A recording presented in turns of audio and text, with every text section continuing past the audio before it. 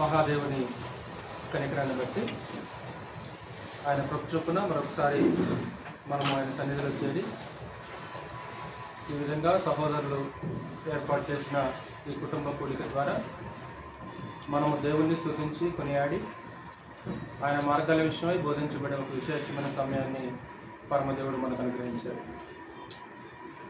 మనము ఈరోజు ఒక అంశం గురించి కొద్ది నిమిషాలు మనం నేర్చుకుందాం. నేను బోర్డు మీద రాస్తాను. అంటే రాసుకొని వినగలిగే రెండు సామర్థ్యం ఉన్న వాళ్ళు మాత్రమే రాసుకోండి. ఒకవేళ రెండు చేయని వాళ్ళు మాత్రం కేవలం వినండి. రాసుకొని వినగలిగే వాళ్ళు రెండు చేయగలుగుతారంటే రాసుకోండి, వినండి. రాసుకోవటం వినటం కుదరదన్నప్పుడు ఏం చేయాలంటే మీరు రాసుకోవటం ఆపేసి దేవుని యొక్క వాక్యాన్ని శ్రద్ధగా వినాల్సిందిగా ప్రేమపూర్వకంగా వేడుకుంటున్నాను. అంటే ఎన్నో రోజుల నుంచి ఈ వ్యక్తి గురించి మీకు తెలియజేయాలనుకున్నాను. దేవుడు ఈరోజు అవకాశం గ్రహించాడు. అంటే ఒక వ్యక్తి, అతని గురించి మనం నేర్చుకుందాం. ఓబేదేదేవు అనే ఒక వ్యక్తి మనకి గ్రంథంలో కనిపిస్తుంటారు.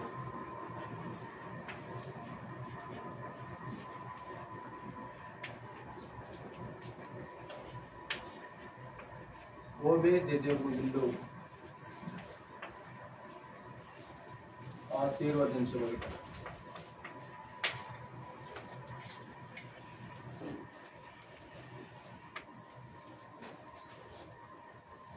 ఉన్నారు ఎప్పుడన్నా పేరు చదివారా? చదివేటి గుర్తొస్తుంది ఎక్కడన్నా ఈ పేరు? పాత నిబంధనలో మనకి కనిపిస్తున్నాడు. అంటే ఓబేదేదేము ఇల్లు ఆశీర్వదించబడుట అనే అంశం గురించి కొద్ది నిమిషాలు నేర్చుకోండి. అంటే దేవుడు అతని ఇల్లుని ఆశీర్వదించాడు. అంటే అతని ఇల్లు ఆశీర్వదించబడటానికి కారణం ఏంటి? అంటే దేన్ని బట్టి దేవుడే యెహోవా ఆ ఇల్లుని ఆశీర్వదించాడు? ఇల్లు ఆశీర్వదించబడటానికి హేతువేంటి? అలాగే ఆశీర్వాదం అంటే కొలమానం ఏంటి? ఆశీర్వాదం అంటే కొలమానం ఏంటి? దేన్ని ఆశీర్వాదం అనుకుంటా? అంటే సంపద అనేది, సంపద వస్తే ఆశీర్వాదం, సంపద లేకపోతే ఆశీర్వాదం కాదు. అంటే ఈ రోజుల్లో ఆశీర్వాదానికి కొలమానం ఏంటిది? ఎక్కువగా లోకంలో ఎక్కువ మంది మనుషులు ఆశీర్వాదానికి కొలమానం ఏంటంటే సంపద.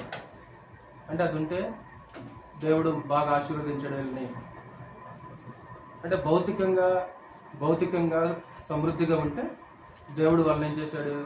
బాగా ఆశీర్వదించాడు. అంటే పరలోకంలో నుండి తనకు అనుగ్రహింపబడితేనే కానీ ఎవడనూ ఏమీ పొందనేరడు, అది వాస్తవమే. కానీ భౌతికమైన సంపద ఒక్కటే ఆశీర్వాదానికి కొలమానము కాదు, అది కొలమానం కాదు. క్రొత్త నిబంధన దాన్ని ఏమాత్రం కూడా అంగీకరించదు. అంటే ఆశీర్వాదానికి కొలమానం ఏంటి? దేవుడు మనతో ఉంటాం, మనం దేవునిలో ఉంటాం. ఇప్పుడు ఈయన ఆశీర్వదించాడు, ఈయన ఇంటిని ఆశీర్వదించాడు. అంటే ఏంటి? ఇతని సంపద ఏమన్నా రెట్టింపు అయిపోయిందా? కుబేరుడైపోయాడా? దేవుడు ఇతను ఏమన్నా కుబేరుడిగా చేశాడా? కాదు, కుబేరుడిగా ఈ మనిషిని దేవుడు చేయలేదు. మరి ఆశీర్వాదానికి కొలమానం ఏంటి? ఓబేదేదేము అతని ఇంటిని చూస్తే అతని ఆశీర్వాదానికి కొలమానం ఏంటి?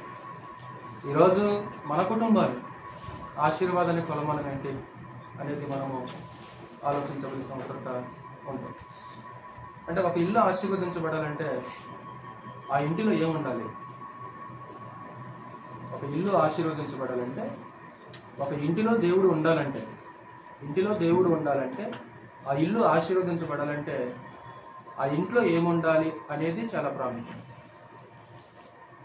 అంటే దేవుడు అనుకున్నవి, దేవుడు కోరుకున్నవి ఆ ఇంటిలో లేకపోతే దేవుడు ఆ ఇల్లుని ఆశీర్వదించడు. అది ఆశీర్వదించబడిన ఇల్లు కాదు, ఆ ఇల్లు. ఆయన కోరుకున్నవి ఉండాలి. వినపట్లేదా?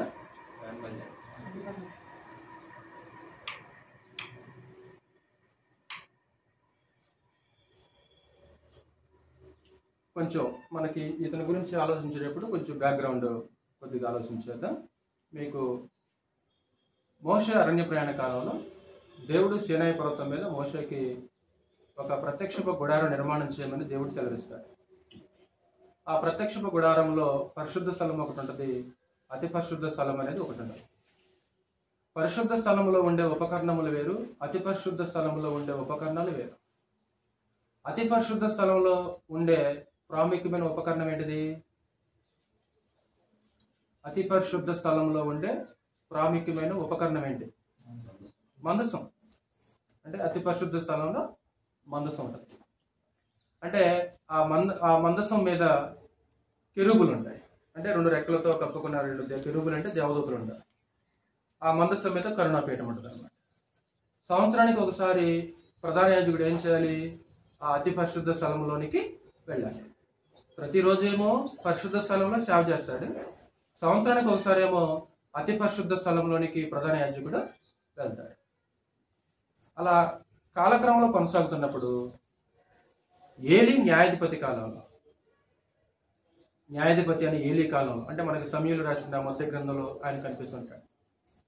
అతనికి 2 కుమారులు, 2 కొడుకులు, హోఫ్ని, ఫీనెహాస్. వాళ్ళిద్దరు కూడా దేవుని యొక్క మందిరంలో ఏం చేస్తుంటారు? యాజకత్వం చేస్తుంటారు, యాజక సేవ చేస్తుంటారు. దేవుని యొక్క సన్నిధిలో యాజకత్వం చేస్తుంటారు. వాళ్ళు దేవుని ఎరగని వారై మిక్కిలి దుర్మార్గులై ఉండిరి అని మాట్లాడుతుంటారు. అంటే ఏలీ తన మట్టుకు తాను భక్తిని కాపాడుకున్న వ్యక్తి ఏమో, కానీ ఏలీ కుమారులు మాత్రము యెహోవాని ఎరుగని వారి మిక్కిలి దుర్మార్గులై ఉండేది. అప్పుడు ఏలీ ఇంటి మీదకి దేవుని శాపం అనేది వస్తుంది. ఏలీ ఇంటి మీదకి ఒక ప్రవక్తను పంపించి ఏలీని హెచ్చరించి శాపం పెడుతుంటాడు. తర్వాత సమూయేలుకు కూడా దేవుడు ప్రత్యక్షమయ్యి ఏలీ కుటుంబానికి ఏం జరగబోతుందనే విషయాన్ని దేవుడు సమూయేలు ద్వారా తెలియజేస్తాడు. అది 2-3 అధ్యాయాల్లో మనకు కనిపిస్తుంది. నెక్స్ట్ 4వ అధ్యాయానికి వచ్చిన తర్వాత ఫిలిస్తీన్లకి ఇశ్రాయేలుకి మధ్య యుద్ధం జరుగుతుంది.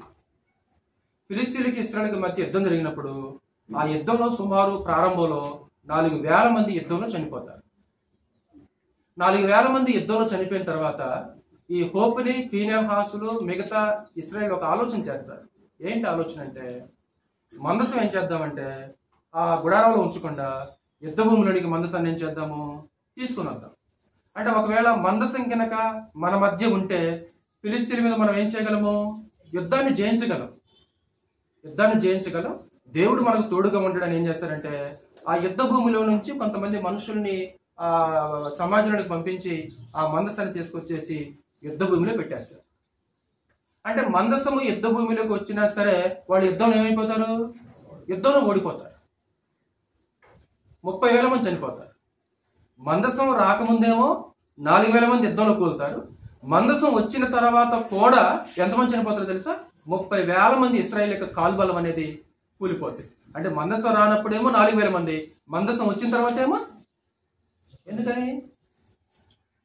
ఇప్పుడు మందసం ఉందంటే ఎవరు తోడుగా ఉండాలి? దేవుడు తోడుగా ఉండాలి. అంటే మందసాన్ని వాళ్ళు ఆ ప్రాంతంలోనికి తెచ్చుకున్నా సరే దేవుడు వరకు తోడుగా ఉన్నాడా? లేడు. అంటే దేవుడు వాళ్ళని ఏం చేశాడు? విడిచిపెట్టాడు. అంటే కేవలం మందసం ఒక్కటి మాత్రం ఉంటే సరిపోదు. మందసం ఉంటే సరిపోదు.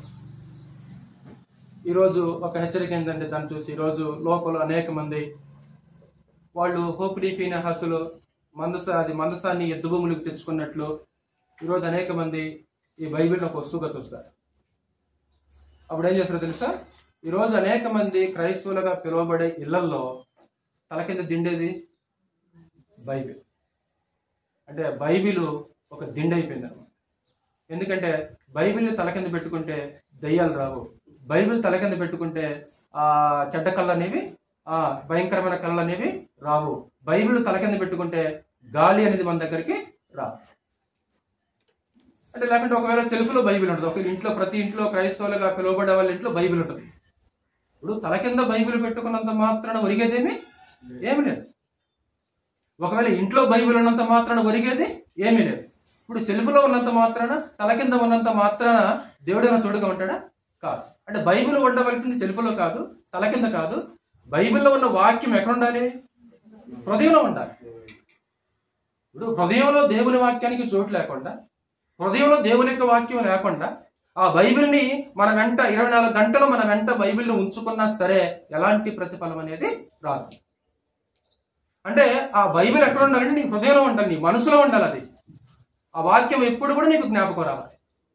అది లేకుండా బైబిల్ని ప్రయాణంలో కూడా కొంతమంది చేసుకోవాలంటే నేను తప్పంటలేదు, అంటే ఇది కేవలం ఒక వస్తువుగా చూస్తాను. కొంతమంది ప్రయాణాల్లో నిద్రించేటప్పుడు, కూర్చునేటప్పుడు, హాస్పిటల్కి వెళ్ళేటప్పుడు ఏం చేస్తుంటారు? ఇప్పుడు అమ్మాయికి అంటుంది హాస్పిటల్కి వెళ్తున్నారు, ఏం చేస్తారు? బైబిల్ తీసుకెళ్తారు. మరి చదువుతారు? అక్కడ చదవరు. ఏం చేస్తారు? అక్కడ తలపక్కన పెట్టేస్తారు. అంటే ఎందుకు ఇది బైబిల్ తలపక్కన ఎందుకు? అంటే మందసం అంటే మేము యుద్ధంలో గెలవగలం. మందసం వచ్చిన తర్వాత ఎక్కువ మంది కూలారు. చదువు మొదటి సమీల గ్రంథం 4వ అధ్యాయం. అంటే కొంచెం బ్యాక్గ్రౌండ్ మీకు అర్థం కావాలి. దయచేసి కొంచెం శ్రద్ధగా మీరు మనసు పెట్టి వినాల్సిందిగా ప్రేమపూర్వకంగా వెళ్ళిపోండి. మొదటి సమీల గ్రంథం 4వ అధ్యాయంలో ఎంతమంది హతులయ్యారు? ఒకసారి 1 నుంచి చదవండి సహోదరులు. మొదటి సమీల గ్రంథం 4వ అధ్యాయం 1 నుంచి చదువు శాంతి. ఇశ్రాయేలీయులు ఫిలిష్తీయులతో యుద్ధము చేయుటకై బయలుదేరి ఎబెనెజరులో దిగగా ఫిలిష్తీయులు ఆఫేకులో దిగిరి. ఫిలిష్తీయులు ఇశ్రాయేలీయుల మీద తమ్మును యుద్ధ పంక్తులుగా తీర్చుకొనగా వారు యుద్ధములో కలిసినప్పుడు ఇశ్రాయేలీయులు ఫిలిష్తీయుల ఎదుట ఓడిపోయి యుద్ధ భూమిలోనే ఎక్కువ తక్కువ 4,000 మంది హతులైపోయారు. ఇది ప్రారంభం. తర్వాత మందసం తీసుకొచ్చాడు. 10వ వచనం చదువు. 4వ అధ్యాయం 10వ వచనం. ఫిలిష్తీయులు యుద్ధము చేయగా ఇశ్రాయేలీయులు ఓడిపోయి అందరూ తమ డేరాలకు పరిగెత్తి వచ్చిరి. అప్పుడు అత్యధికమైన వధ జరిగెను. ఇశ్రాయేలీయులు 30,000 కాల్బలము మూలెను. 30,000 మంది యవనస్తులైన సైనికులు చనిపోయారు అన్నమాట. మందసం రానప్పుడేమో 4,000 మంది చనిపోయారు. మందసము వాళ్ళ దగ్గరకు వచ్చినా సరే ఎంతమంది చనిపోయారు? 30,000 మంది. అంటే మందసం ఉన్నా సరే వాళ్ళు రక్షణ పొందారా? వాళ్ళని దేవుడేమో వాళ్ళని కాపాడలేదు. అప్పుడు ఆ మందసాన్ని ఫిలిష్తీయులు పట్టుకొని పోతారు. నెక్స్ట్ 11వ వచనం చదువు.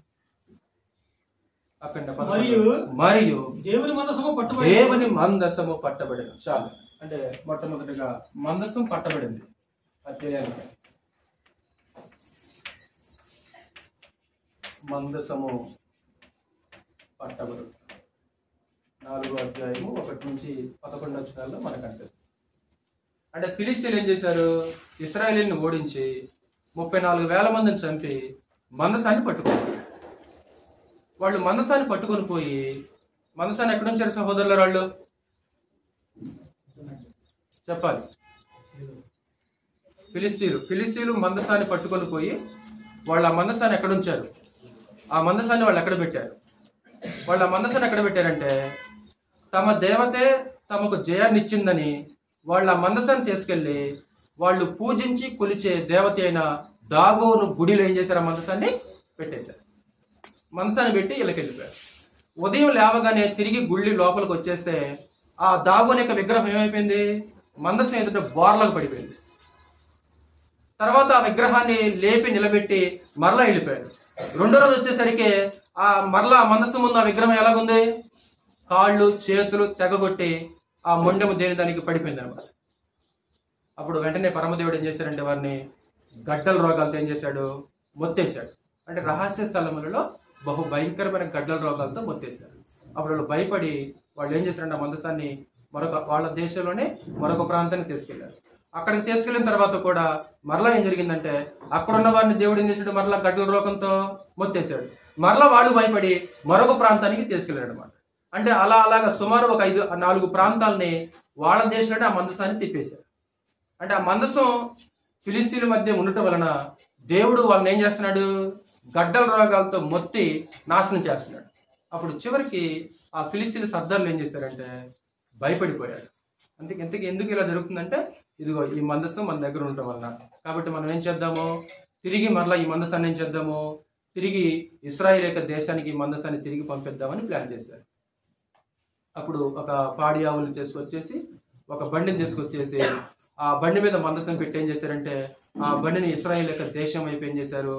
దాన్ని తోలుకుంటూ వెళ్ళిపోయారు అనమాట. అది బేత్ షెమెష్ అనే ప్రాంతానికి వచ్చేసింది. బేత్ షెమెష్ అనే ప్రాంతానికి వచ్చేసి ఆ బండి ఆగిపోయింది. ఆ బేత్ షెమెష్ వారు ఏం చేస్తారంటే ఒక పొరపాటు చేస్తారు. వాళ్ళు ఏం చేస్తారంటే ఆ బేత్ షెమెష్ వారు పొలంలో పనిచేస్తుంటారు. వాళ్ళు అడావుడిగా మందసం దగ్గరకు వచ్చేసి మందసాన్ని ముట్టుకొని చూస్తాడు అనమాట. అక్కడ ఏం చేస్తాడు పరమదేవుడు? వెంటనే అక్కడ వారిని నాశనం చేసి సుమారు 50,070 మందిని చంపేస్తున్నాడు దేవుడు అక్కడ. అంటే మందసాన్ని ముట్టుకోవటం వలన. చదువు ఒకసారి 6వ అధ్యాయం చూడు ఒకసారి 19వ వచనం. 6వ అధ్యాయము 19వ వచనం. బేత్షెమెషు వారు యెహోవా మందసమును తెరచి చూడగా దేవుడు వారిని హతము చేసి ఆ జనులలో 50,070 మందిని మొత్తెను. యెహోవా గొప్ప దెబ్బతో అనేకులను మొత్తగా జనులు దుఃఖాక్రాంతులైరి. అంటే ఎందుకు మందసాన్ని ముట్టుకుంటే దేవుడు ఎందుకు 50,070 మందిని మొత్తాడు అంటే ధర్మశాస్త్రంలో ఒక నియమం ఉంది, వాళ్ళ రాజ్యాంగంలో వాళ్ళ చట్టంలో ఒక నియమం ఉంది. సంఖ్యాకాండం 3వ అధ్యాయమా 4వ అధ్యాయమా సహోదరులారా? మందసాన్ని ముట్టుకోవద్దని మాట్లాడుతుంటే అక్కడ అతి పరిశుద్ధమైనవి పరిశుద్ధమైన వస్తువులు ఏం చేద్దంటాడు? ముట్టుకోకూడదు. రెప్పపాటును కూడా దాన్ని చూడకూడదు అనమాట. అంటే అప్పుడు వీళ్ళు ఏం చేస్తారంటే ధర్మశాస్త్రానికి చట్టానికి వ్యతిరేకంగా చేసినప్పుడు అంటే ఆ మందసాన్ని ముట్టుకోకూడదు, అసలుకి ముట్టుకోకూడదు. వెంటనే దేవుడు ఏం చేశారంటే ముట్టినప్పుడు 50,070 మంది చనిపోయారు అనమాట. అంటే వాళ్ళు అప్పుడు భయపడిపోతారు. అప్పుడు ఈ మందసాన్ని ఎక్కడ పెడతారంటే ఒక అభినాదాబ్ అనే వ్యక్తి ఇంట్లో మందసాన్ని పెడతారు. నెక్స్ట్ 20వ వచనం సార్. 20వ వచనం. అప్పుడు బేత్షెమెషు వారు పరిశుద్ధ దేవుడైన యెహోవా సన్నిధిని ఎవరు నిలవగలరు? మన యొద్ద నుండి ఆయన ఎవరి యొద్దకు పోవాలని చెప్పి మన యొద్ద నుండి ఆయన ఎవరి యొద్దకు పోవాలి? ఇదిగో ఈ మాట కొంచెం మనసులో పెట్టుకోండి. అంటే ఇప్పుడు ఈ మందసాన్ని ఎవరి దగ్గర ఉంచాలి? ఈ మందసాన్ని ఎవరి దగ్గర ఉంచాలి? ఈ దేవుని ఎదుట ఎవరు నిలవగలరు? కాబట్టి ఈ దేవుడు ఇప్పుడు మన దగ్గర నుంచి ఎవరి దగ్గరకు పోవాలి అన్నప్పుడు ఒక వ్యక్తి గుర్తొస్తాడు. నెక్స్ట్ 21వ వచనం. కిర్యతారీము కాపురస్తులకు దూతలను పంపి ఫిలిష్తీయులు యెహోవా మందసమును మరలా తీసుకుని వచ్చిరి. మీరు వచ్చి మీ దాపునకు దాన్ని తీసుకుని పోవాలని వర్తమానం పంపిరి. 7:1. అంతటా కిర్యతారీము వారు వచ్చి యెహోవా మందసమును తీసుకుని పోయి కొండ యందుండే అభినాదాబు ఇంట చేర్చి దానిని కాపాడుటకై అతని కుమారుడని ఎలియాజరును ప్రతిష్ఠించిరి. అంటే ఈ మందసాన్ని బేత్షెమెషు నుంచి అభినాదాబు ఇంట్లోనికి తీసుకెళ్లారు. వాస్తవానికి మందసం ఎక్కడ ఉండేది? ప్రారంభంలో షీలోహులో ఉండేది. షీలోహులో ఉన్న మందసం ఎక్కడికి వచ్చింది? యుద్ధభూమిలోకి వచ్చింది. యుద్ధభూమి నుంచి మందసం ఎక్కడికి వచ్చింది? ఫిలిస్తీ ప్రాంతానికి వెళ్ళింది, అష్డోదికి వెళ్ళింది, అక్కడ నుంచి గాతుకి వెళ్ళింది, అక్కడ నుంచి ఎక్రోన్కి వెళ్ళింది. ఇప్పుడు ఎక్రోన్ నుంచి మరలా మందసం ఎక్కడికి వచ్చింది? బేత్షెమెషుకి వచ్చింది. బేత్షెమెషు నుంచి ఆ మందసాన్ని ఎక్కడ పంపించారు? మరలా అభినాదాబు ఇంట్లోనికి తీసుకెళ్ళారు అనమాట. సుమారు నాకు తెలిసి సుమారు ఒక 40 సంవత్సరాలు అనుకుంటా. సుమారు 40 సంవత్సరాల మందసము వారింట్లోనే ఉంది. ఎలా చెప్పగలమంటే సౌలు పరిపాలించినంత కాలం కూడా ఆ మందసం ఎక్కడ ఉంది? అక్కడే ఉంది. దావీదు రాజైన తర్వాత అప్పుడు మందసం గురించి ఆలోచిస్తారు. అంటే మీకు ఈయన గురించి తెలియాలంటే బ్యాక్గ్రౌండ్ అర్థం కావాలి. ఏమైనా విశ్వాసంగా కొంచెం మనసు పెట్టండి. ఇప్పుడు ఓబేదేదేము ఇల్లు ఆశీర్వదించబడాలంటే మీకు బ్యాక్గ్రౌండ్ తెలియాలి. అసలు ఎందుకు దేవుడు ఓబేదేదేము ఇల్లుని ఎందుకు ఆశీర్వదించాడు? ఆశీర్వాదానికి హేతు ఏంటంటే బ్యాక్గ్రౌండ్ తెలియాలన్నమాట. అంటే ఇలాగ మందసం ఇప్పుడు ఎక్కడికి వచ్చిందంటే అభినాదాబు ఇంట్లో ఆ మందసం ఉంది. నెక్స్ట్ మరొక పాయింట్.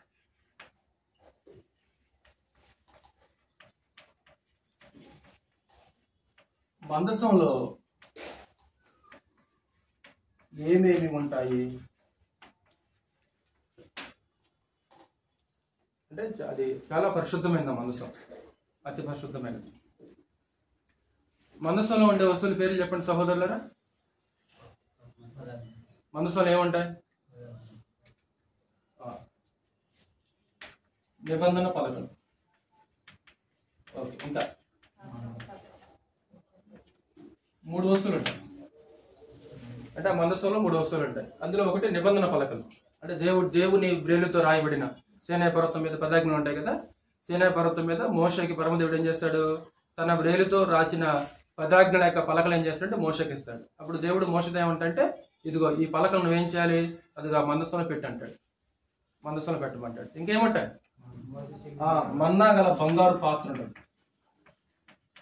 మన్నా గల బంగారు పాత్ర. పొట్టి పాత్ర, అందులో మన్నా ఉందా? ఎన్ని సంవత్సరాలు చెడిపోలేదు అది? ఇశ్రాయేలీలకి మన్నా కూర్చుకున్నారు కదా, వాళ్ళు రేపు కూర్చుకోవద్దంటే వాళ్ళు రేపు కూర్చుకున్నారు.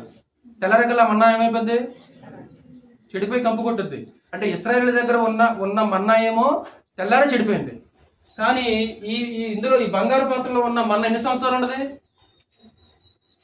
కొన్ని సంవత్సరాలు, కొన్ని వందల సంవత్సరాలు ఆ మన్నా చెడిపోకుండా ఉందన్నమాట.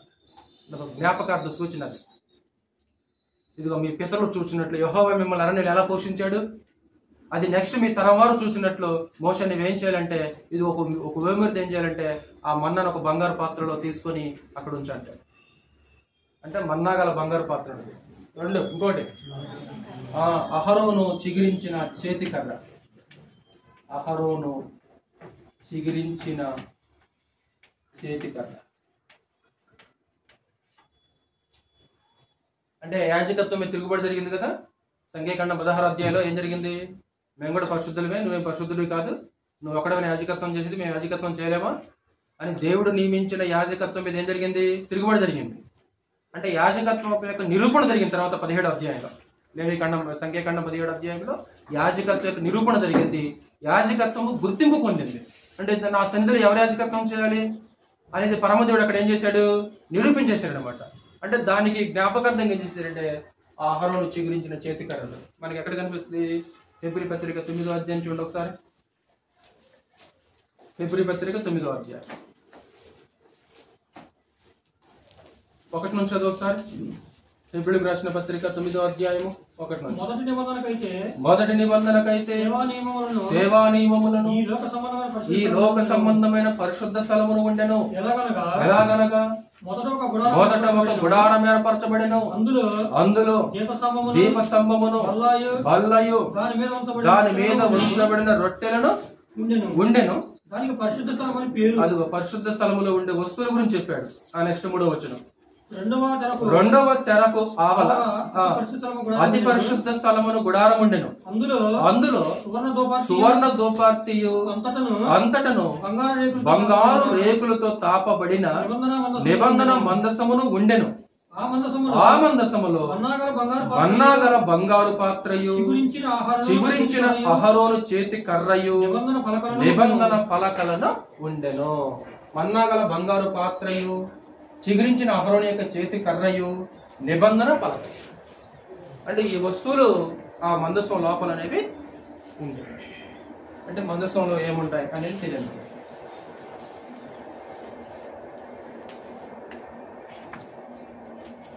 మూడు, మందసము దేనికి సూచన? అసలు ఏంటమ్మా మందసం యొక్క విశేషత ఏంటి? మందసం యొక్క విశేషత ఏంటి? ఆ మందసము దేనికి సూచన? ఆ మందసం అనేది దేనికి సాదృశ్యము ఏంటి? అసలు ఆ మందసం యొక్క విశేషత ఏంటి?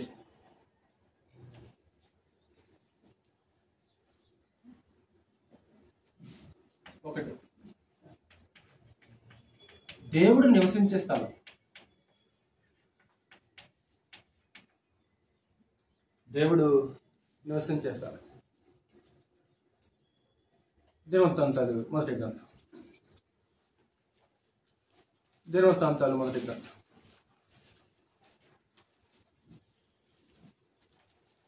దినవృత్తాంతాలు మొదటి గ్రంథం 15వ అధ్యాయం. క్షమించండి, 13వ అధ్యాయము 6వ వచనం. 13వ అధ్యాయము 6వ వచనం.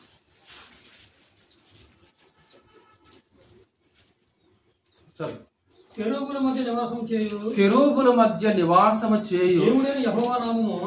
కెరూబుల మధ్య నివాసము చేయు దేవుడైన యెహోవా. కెరూబుల మధ్య నివాసం చేయు అంటే కెరూబులు ఎక్కడ ఉంటాయి? మందసం ఉంటుంది. ఆ మందసం మీద ఒకవైపు ఒక కెరూబు, ఇంకొక వైపు ఇంకొక కెరూబు. అంటే రెక్కలతో కప్పుకున్న కెరూబులు 2 కెరూబులు ఉంటాయి. అంటే ఆ కెరూబుల మధ్య ఎవరు నివాసం చేస్తారు? అంటే మందసం అంటే దేనికి సూచన? అది మందసం అంటే దేనికి సాదృశ్యం? అది దేవుడు నివసించే స్థలం. అది దేవుడు నివసించే స్థలం. ఆ మందసం దగ్గర దేవుణ్ణి కలుసుకునే స్థలం. అది దేవుణ్ణి కలుసుకునే స్థలం. అది మోషే కానీ ప్రధాన యాజకుడు కానీ దేవుణ్ణి కలుసుకోవాలంటే ఎక్కడికి వెళ్ళాలి? దేవుణ్ణి కలుసుకోవాలంటే ఎక్కడికి వెళ్ళాలి? చదువు నిర్గమకాండము 25వ అధ్యాయం. దేవుణ్ణి కలుసుకునే స్థలం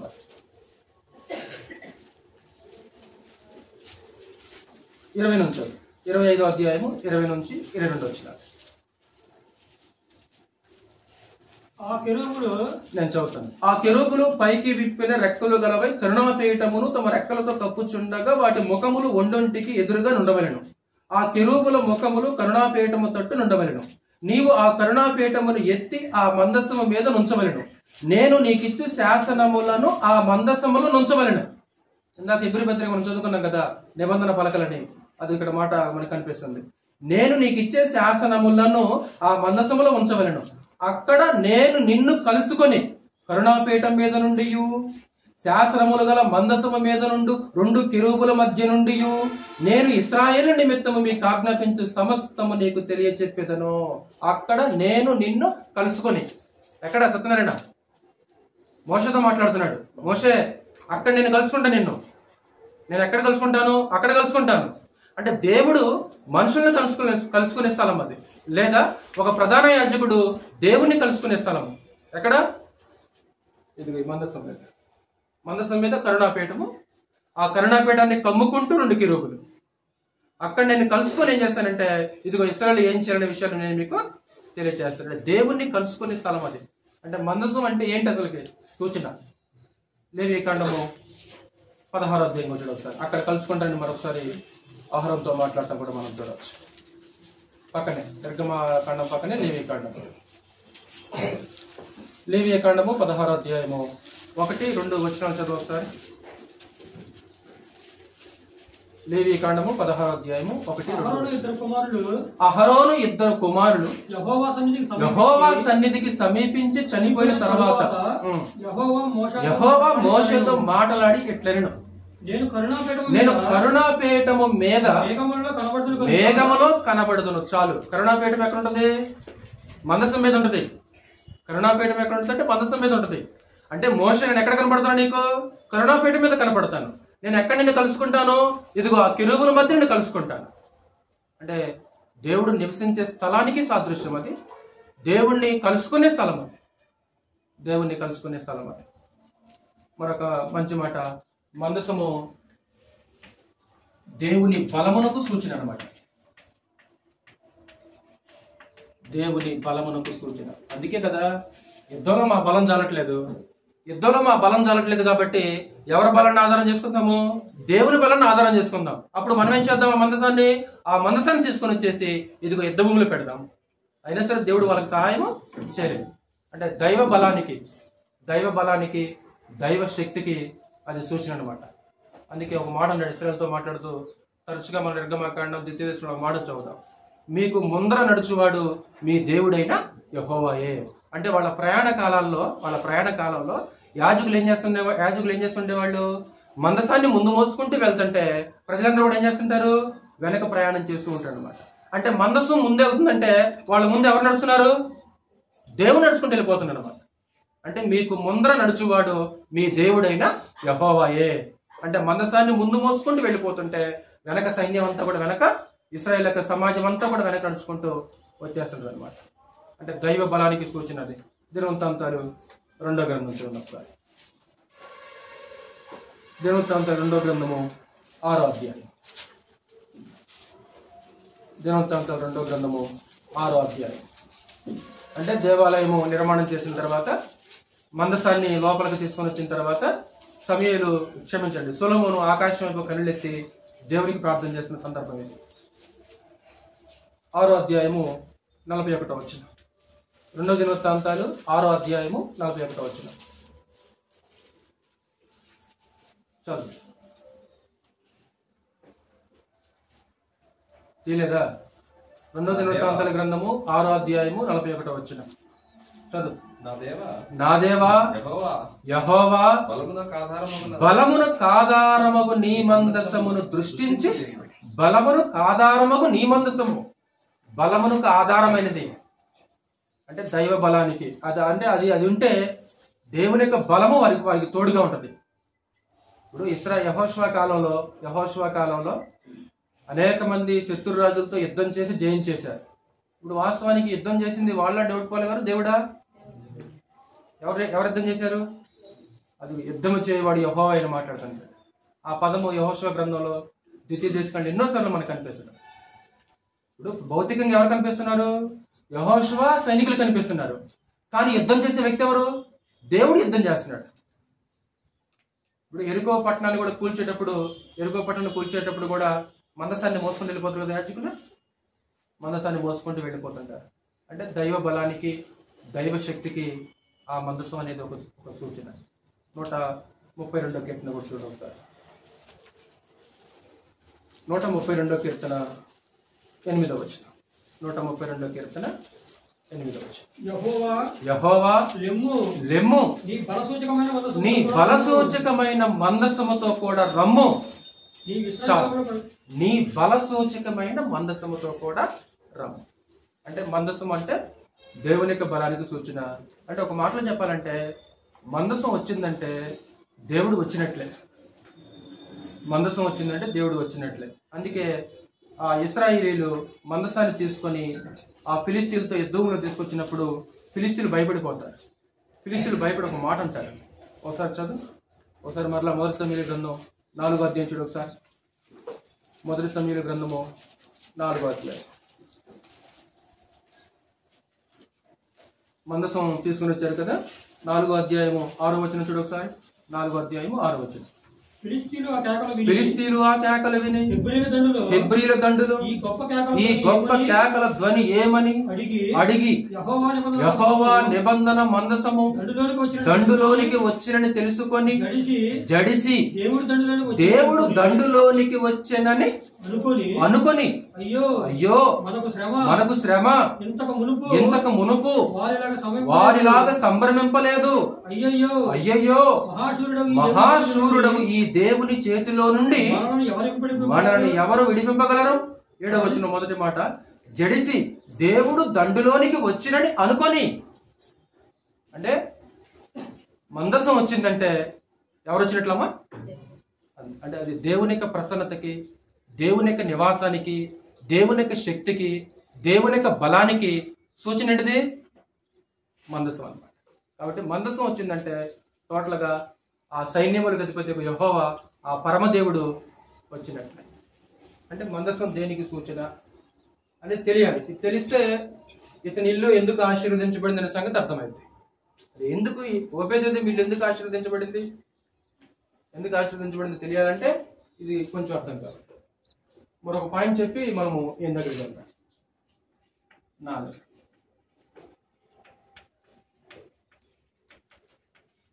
మందసము తరలింపులో ఒక అపశృతి.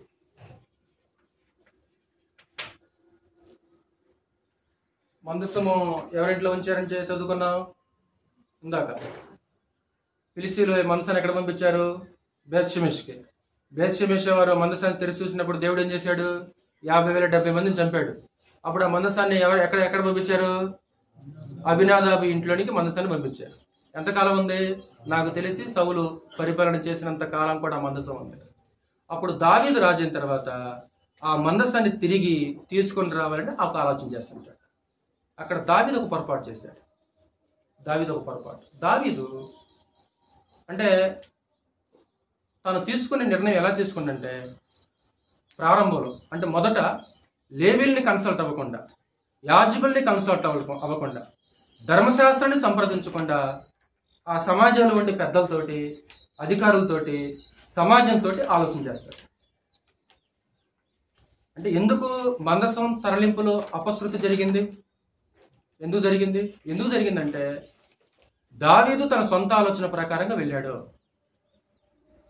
ఆ మందసాన్ని ఎలా తీసుకొని రావాలి అనే సంగతిని దేవుడు ధర్మశాస్త్రంలో ముందుగానే తెలియచేశాడు. ఆ విషయాన్ని ఒక ప్రాంతం నుంచి మరొక ప్రాంతానికి మందసం ఎలా తీసుకెళ్ళాలి దేవుడు వారికి అనుగ్రహించిన చట్టంలో రాయబడి ఉంది. కానీ దావీదు ఏం చేశారంటే లేవీల్ని, యాజకుల్ని సంప్రదించకుండా, కన్సల్ట్ అవ్వకుండా సమాజము పెద్దలతో ఆలోచన చేస్తుంటాడు. అంటే దేవుని సంప్రదించి నిర్ణయం తీసుకోవాలి. మొదట్లో దేవుని సంప్రదించి ఆలోచించేయాలి. నేను మీకు పలుమార్లు చెప్పాను, మరలా చెప్తున్నాను పాటలో భాగంగా. మనం తీసుకునే ప్రతి ఆలోచన, మనం తీసుకునే ప్రతి నిర్ణయం కూడా ఎవరిని కన్సల్ట్ అయి తీసుకోవాలి? దేవుణ్ణి కన్సల్ట్ అయి తీసుకోవాలి. మనం చేసే ప్రతి అది భౌతికమైనది కానీ, ఆత్మ సంబంధమైనది కానీ, అది ఏదైనా సరే, ఒకవేళ అలా ఆయన కన్సల్ట్ అవ్వకుండా తీసుకున్నాం అనుకో, దేవుడు ఏం చేస్తాడు? అదే ఇశ్రాయేలు గురించి మాట్లాడుతూ, లోబడని పిల్లలకు శ్రమ. ఎందుకు? వారు నన్ను అడగక ఆలోచన చేయదు. అడగట్ల వాళ్ళు. అమ్మా నాన్న అడగకుండా కొడుకులు కూతుర్లు సొంత నిర్ణయాలు, సొంత ఆలోచనలు, సొంత ప్లాన్ ప్రకారం చేస్తున్నారు అనుకో, అమ్మా నాన్న మనసు ఎలాగుంటుంది సార్? ఎలాగుంటుంది ఒకసారి ఆలోచించండి.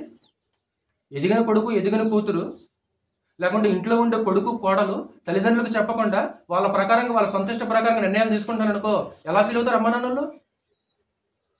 ఈరోజు మనం ఎవరమే? మనం దేవుని పిల్లలం. మరి దేవుని పిల్లలు ఏం చేయాలి? ఏ నిర్ణయం తీసుకున్నా, ఏ ఆలోచన చేసినా సరే ఎవరి దగ్గరికి వెళ్ళాలి?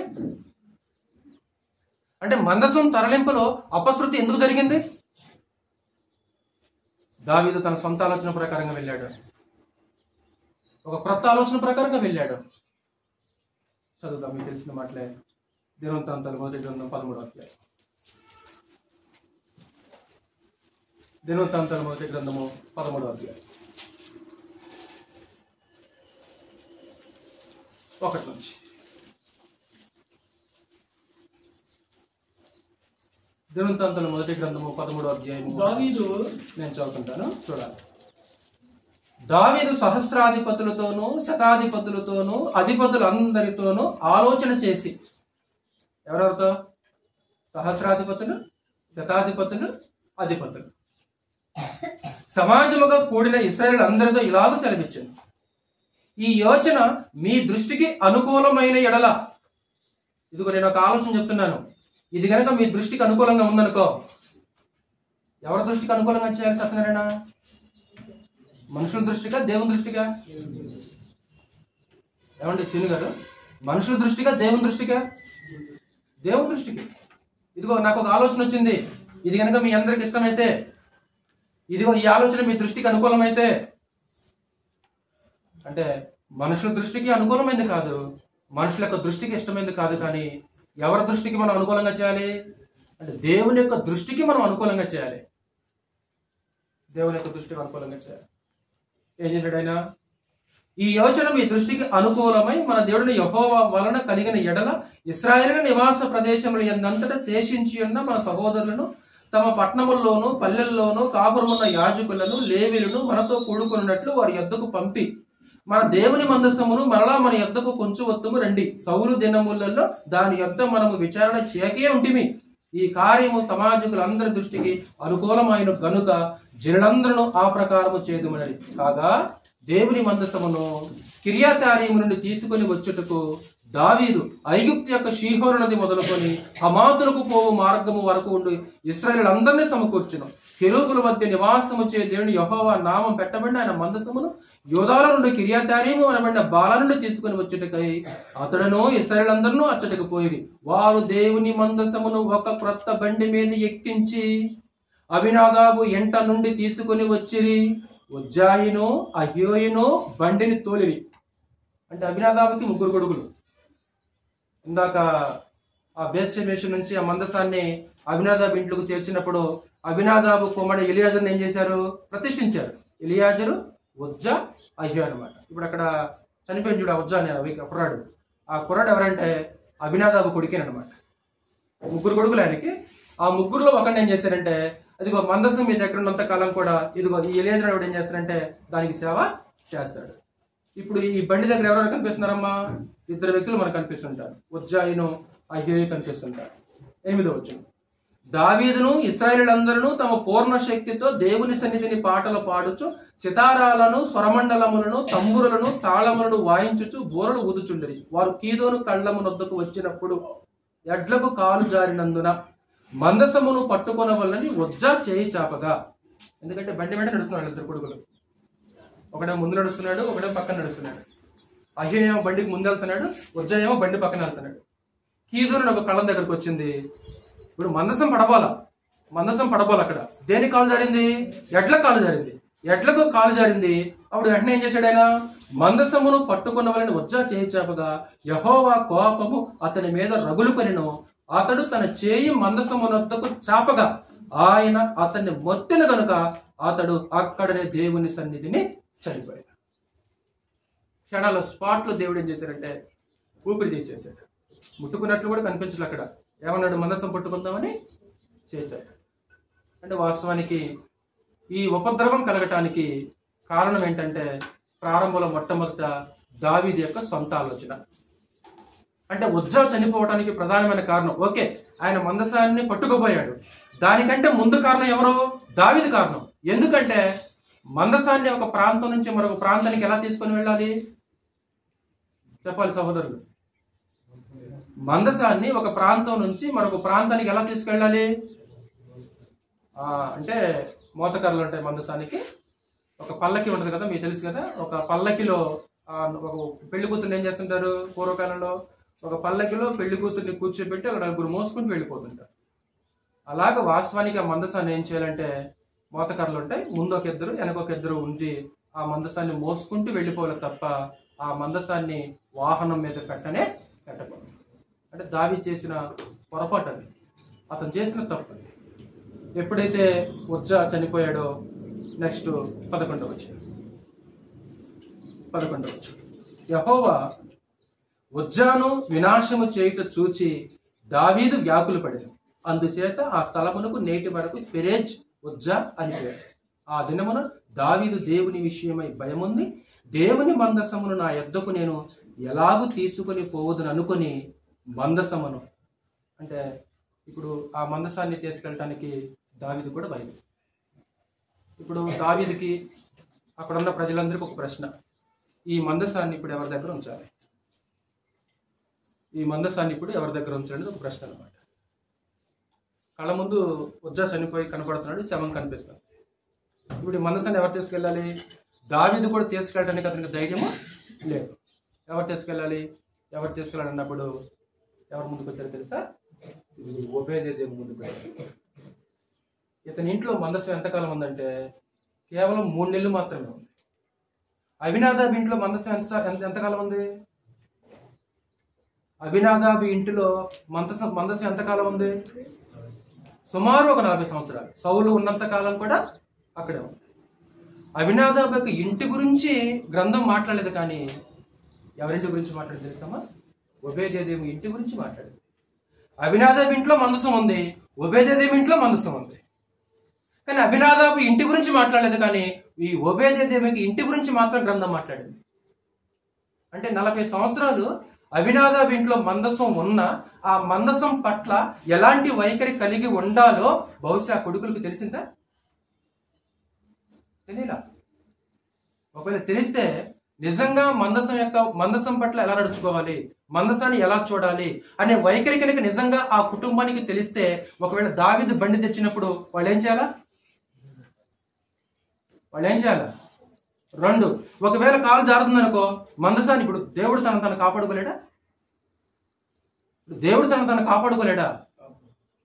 ఇప్పుడు పడబోతుంది అనుకో, దేవుడు ఖచ్చితంగా ఆపగలడు ఆయన. ఇప్పుడు దాన్ని ముట్టుకోవాలా లేదా, దాన్ని కొట్టుకోవాలా లేదనే సంగతే ఉజ్జాకి ఆ వివేచన ఉందా? అంటే చూడండి, 2 కుటుంబాలు వ్యత్యాసం మీకు తెలియాలి, అర్థం కావాలి. అబీనాదాబు ఇల్లు, ఓబేదేదోము ఇల్లు. సుమారు 40 సంవత్సరాలు అబీనాదాబు ఇంట్లో ఉంది. ఇక్కడ కేవలం 3 నెలలు మాత్రమే ఓబేదేదోము ఇంట్లో మందసం ఉంది. ఇప్పుడు సమాజానంతటికి ఒక ప్రశ్న, ఈ మందసం ఎవరి దగ్గరికి తీసుకెళ్ళాలి, ఎవరికి ఇవ్వాలి? నెక్స్ట్ చదువు మాట.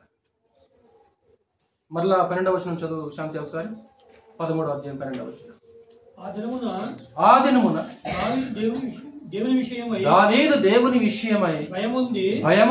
దేవుని మందసమును నా యొద్దకు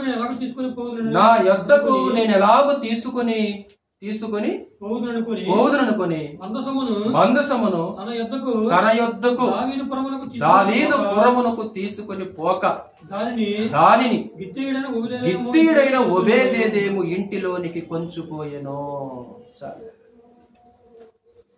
ఈ మందసాన్ని ఎవరి దగ్గరికి తీసుకెళ్లారంటే గిత్తీయుడైన ఓబేదేదోము ఇంటిలోనికి మందసం తీసుకెళ్లారు. దావీదే రాజే భయపడితే ప్రజలేం కావాలి మరి? రాజే చేసుకెళ్ళడానికి భయపడిపోయాడు కదా, దావీదే భయపడిపోతే ధైర్యశాలి వాస్తవానికి ఆ మనిషి ఒక ధైర్యశాలి కదా, దేవుని మీద ఆధారపడే వ్యక్తి. ఆ మనిషి భయపడి వెనకడిగేశాడు. ఆ మనిషి మాత్రమే కాదు కానీ అనేక మంది మందసాన్ని ఇంటికి తీసుకెళ్ళటానికి బహుశా వెనకడుగు వేసి ఉంటారు. కానీ ఆ మందసాన్ని తన ఇంటిలోనికి చేర్చుకోవటానికి ఎవరు ముందుకొచ్చారు? ఈ ఓబేదెదోము అనే వ్యక్తి ముందుకు వచ్చేసారు.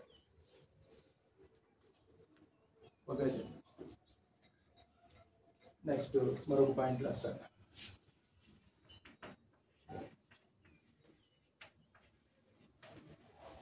ఓబేదెదోము ఇల్లు ఎలాంటిది? ఆ ఇల్లు ఎలాంటిది అంటే ఓబేదెదోము ఇల్లు ఆశీర్వదించబడటానికి ఇప్పుడు ప్రధానమైన కారణం ఏంటంటే ఇప్పుడు నెక్స్ట్ 14 వచ్చిన దేవుని మందసము ఓబేదెదోము ఇంటిలో అతని కుటుంబమునొద్ద 3 నెలలు ఉండగా యెహోవా ఓబేదెదోము ఇంటి వారిని అతని సొత్తంతటిని ఆశీర్వదించెను. ఇప్పుడు ఇంకొక మాట చూడు, 2 సమూయేలు గ్రంథం 6వ అధ్యాయం చూడు. 2 సమూయేలు గ్రంథము 6వ అధ్యాయం 12వ వచనం. 6వ అధ్యాయము 12వ వచనం.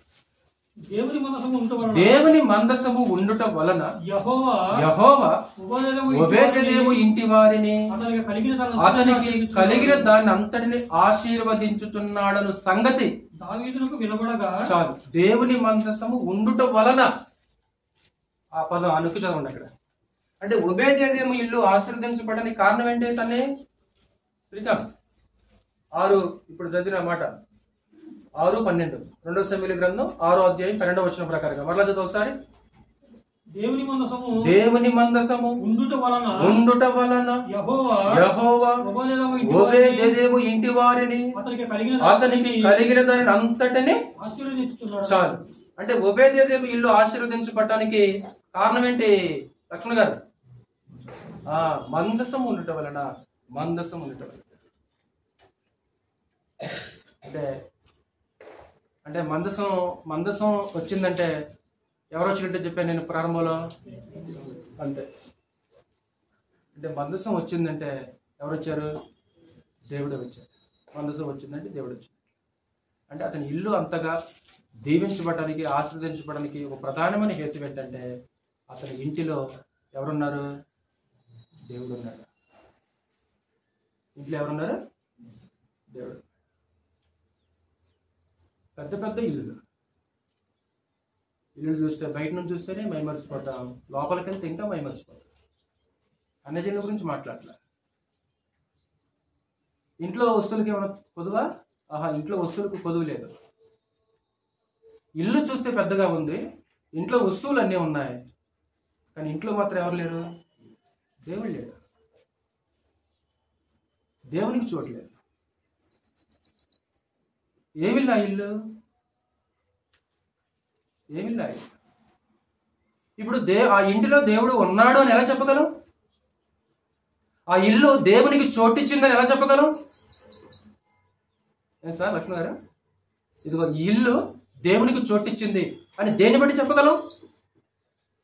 ఇల్లు చూస్తే అద్భుతంగా ఉంది, వెలుపల లోపల ఇల్లు అద్భుతంగా ఉంది.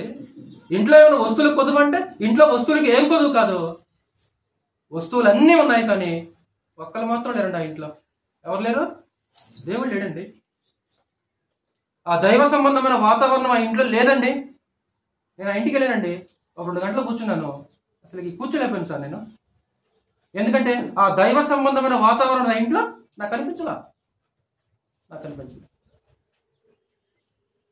కాబట్టి ఒక ఇల్లు దీవించబడాలంటే, ఒక ఇల్లు ఆశీర్వదించబడాలంటే, ఒక ఇంటి మీద దేవునికి దృష్టి ఉండాలంటే ఎవరుండాలి ఆ ఇంట్లో? ఆ ఇల్లు ఎవరికి చోటు ఇవ్వాలి? ఆ ఇల్లు దేవునికి చోటు ఇవ్వాలి. ఆ ఇల్లు దేవునికి చోటు ఇవ్వాలి. ఈరోజు ఇక్కడ కూర్చున్న నీ ఇంట్లో, నా ఇంట్లో దేవునికి చోటు ఉందా? ఓబేదెదోము ఏం చేశాడంటే పరమదేవుడిని ఆహ్వానించాడు, పరమతండ్రిని ఆహ్వానించాడు. ఎంత ధైర్యం ఇతనికి! ఎవరికి? ఒక మహాధైర్యం. మహాధైర్యం. మందసం ఉండటం వలన యుద్ధంలో 4,000 మంది చనిపోయారు. తర్వాత 30,000 మంది చనిపోయారు. హోప్ని ఫీనెహాసులు కూడా చనిపోయారు. ఏదుంటే మందసం ఉంటే చనిపోయారు. 2, మందసం ఉండటం వలన ఫిలిస్తీన్ల దేవుడు గడ్డల రోగంతో ఏం చేశాడు? మొత్తేశాడు. మందసం దగ్గరకు వచ్చి ముట్టుకొని చూడటం వలన బేత్షెబా వారిని ఎంతమంది చంపాడు? 50,000-70 మందిని చంపాడు. మందసం పడబోద్దేమని చేచాపిన ఉజ్జాను ఏం చేశాడు? అలాంటి మందసాన్ని తన ఇంటిలోనికి ఆహ్వానించాడంటే అతనికి ఎంత ధైర్యం చేయరాజు? కళ్ళ ముందు శవం ఉందా? ఉజ్జా అక్కడే ఉన్నాడా? ధైర్యశాలి కదా దావీదు ఏం చేశాడు? భయపడిపోయాడా? ఎవరైనా ముందుకు వచ్చాడా? అంటే ఆ ఇల్లు ఎలాంటిదంటే అది ధైర్యం, ఆ ఇంట్లో ధైర్యం ఉంది. అంటే ఒక మంచి ధైర్యం ఆయనలో కనిపిస్తుంది. పిరికోడు కాదు. అంటే దేవుని యందు విశ్వాసం ఉంచిన వాళ్ళు పిరికి చర్య కలిగి ఉండరు, పిరికితనం కలిగి ఉండరు. పేరు చెప్పడానికేమో దేవుడు పేరు చెప్తారు, కానీ ఆ మాటలు సమస్యలు వచ్చినప్పుడు ఆ ప్రవర్తన చూస్తే ఒక పిరికి వాళ్ళుగా మాట్లాడుతుంటారు. పిరికితనం అంటే చీకటి భయపడేవాళ్ళ, దయ్యాలకు భయపడేవాళ్ళ? ఎందుకంటే దేవుడు ఉన్నాడు అని ఏ సమస్య కూడా వాళ్ళు ఏం చేయరు, భయపడరు. ఏంటయ్యా నీ ధైర్యం అంటే, ఇదిగో దేవుడే ధైర్యం. ఎందుకో ఆ సమయంలో దావీదు ఎందుకనో మరి అలా ప్రవర్తించాడు. ఇంతప్పుడే ఎవరి మీదకి వెళ్ళాడు? గొల్యాతు మీదకి వెళ్ళాడు. అరణ్యంలో దేని చంపాడు? సింహాన్ని ఎలుగుబంటి చీల్చాడంట. మరి ఆ సమయంలో ధైర్యం ఏమైపోయింది? అంటే అలాంటి వ్యక్తి భయపడి వెనకడికి వేస్తే ఎవరి ముందుకు వచ్చారు? అంటే ఒక ధైర్యం. ఎవరు నీ ధైర్యం అంటే, ఇదిగో దేవుడు ఉన్నాడా? ఆ మనస్సు ఉండటం వల్లనే ఒక ఉపద్రవాలు, ఎన్ని ఉపద్రవాలు కలిగినవి. 50,000-70 మంది చనిపోయారు. గడ్డల రోగంతో మొత్తాడు. ఆ మందసం ఉండటం వల్ల యుద్ధంలో ఇశ్రాయేలు కొన్ని వేల మంది చనిపోయారు. ఆ మందసాన్ని ముట్టుకోపోయడం వల్ల ఉజ్జా చనిపోయి కళ్ళ ముందు శవం కనబడుతున్నా సరే ఏ మాత్రం కూడా భయపడకుండా మందసాన్ని ఏం చేశాడు? ఈరోజు క్రైస్తవులు దేవుని పిల్లలుగా పిలువబడే వారు కూడా ఏం చేయాలంటే అలాంటి ఒక ధైర్యం కలిగి ఉండాలి. ఏంటి ఆ ధైర్యం అంటే, శ్రమలలో సమస్యలలో వెనకడుగు వేయకుండా నిలబడే ధైర్యం కావాలి. అందుకే హెబ్రీ స్తోత్రంతో మీకు తెలుసు కదా, ఆ పత్రిక రాస్తున్న సందర్భం కూడా మీకు తెలుసు. ఎలాంటి సందర్భంలో పత్రిక రాస్తున్నాడు? స్వజాతి వలన వస్తున్న, ఆ యూదుల వలన వస్తున్న శ్రమలకు భయపడి వెనకడుగు వేస్తున్న ఆ క్రైస్తవులు నిలబెట్టడానికి రచయిత పూనుకున్నాడు. మాట్లాడుతూ ఒక మాట అంటాడు, మీ ధైర్యమును విడిచిపెట్టకుడి. అనగా ఏమంటాడు? ధైర్యమును, నిరీక్షణ వలన ఉత్సాహమును తుదమట్టుకు మనం శ్రమగా చేపట్టిన ఎడల మనమే ఆయన ఇల్లు. ధైర్యమును తుదమట్టుకు చేపట్టాలి. పిరికి వారు దేవుని రాజ్యానికి వారసులు కాదు.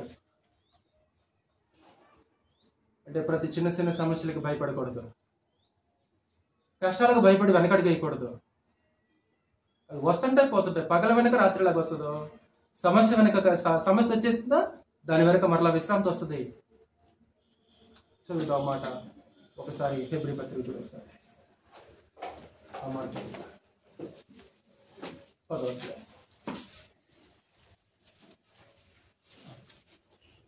దేవుని బట్టి ధైర్యం తెచ్చుకున్నాడు ఒకరోజు దావీదు. వాస్తవానికి ఆ సమయంలో ఎందుకనో వెనక అడిగేశాడు. 35వ వచనం చదువు. హెబ్రీ పత్రిక 10వ అధ్యాయం 35వ వచనం. కాబట్టి మీ ధైర్యమును విడిచిపెట్టకుడి, దానికి ప్రతిఫలముగా గొప్ప బహుమానము కలుగును. మీ ధైర్యాన్ని కోల్పోవద్దు. మీరు ధైర్యాన్ని కోల్పోవద్దు. ఇది విశ్వాసం బట్టి వచ్చే ధైర్యం. మీకు తెలిసినట్లు అపోస్తలులు ప్రారంభంలో పిరికి వాళ్ళుగా కనపడేవాళ్ళు. అతి ప్రాముఖ్యంగా పేతురును మనం చూసామనుకో, ఒకరోజు ఆ ప్రధాన యాజకుల ముందు, అధికారుల ముందు ఎలా మాట్లాడారు మీకు తెలుసు కదా. అపోస్తలుల 4వ అధ్యాయంలో వాడి ధైర్యమును చూచి, అంటే ఎలాగొచ్చింది మీకు ధైర్యం అంటే, ఇది విశ్వాసాన్ని బట్టి వచ్చిన ధైర్యం. అంటే దేవుని పట్ల ఒక ధైర్యము అతను చూపిస్తాడు. దావీదు కూడా బహుశా అనేక మంది అక్కడ ఉన్నారు, యాజకులు, లేవీలు అనేక మంది ఉన్నారు. ఈ మందసాన్ని ఎవరింట్లో చేర్చాలి, ఈ మందసాన్ని ఎవరికి అప్పగించాలి? యోగ్యుడు ఎవరు అని చూసినప్పుడు దావీదుకి ఎవరు కనపడ్డారు? ఇది వెంటనే కనపడ్డారు. అంటే అది యోగ్యమైన ఇల్లు, అది యోగ్యమైన ఇల్లు. అతను దావీదుకి యోగ్యుడిగా కనిపించుండొచ్చు బహుశా. ఎవరింట్లో చేర్చాలి మందసము అన్నప్పుడు దావీదు యొక్క దృష్టికి, ఆయన కన్నులకి ఎవరు కనిపించారంటే ఒబేదెదోము కనిపించారు.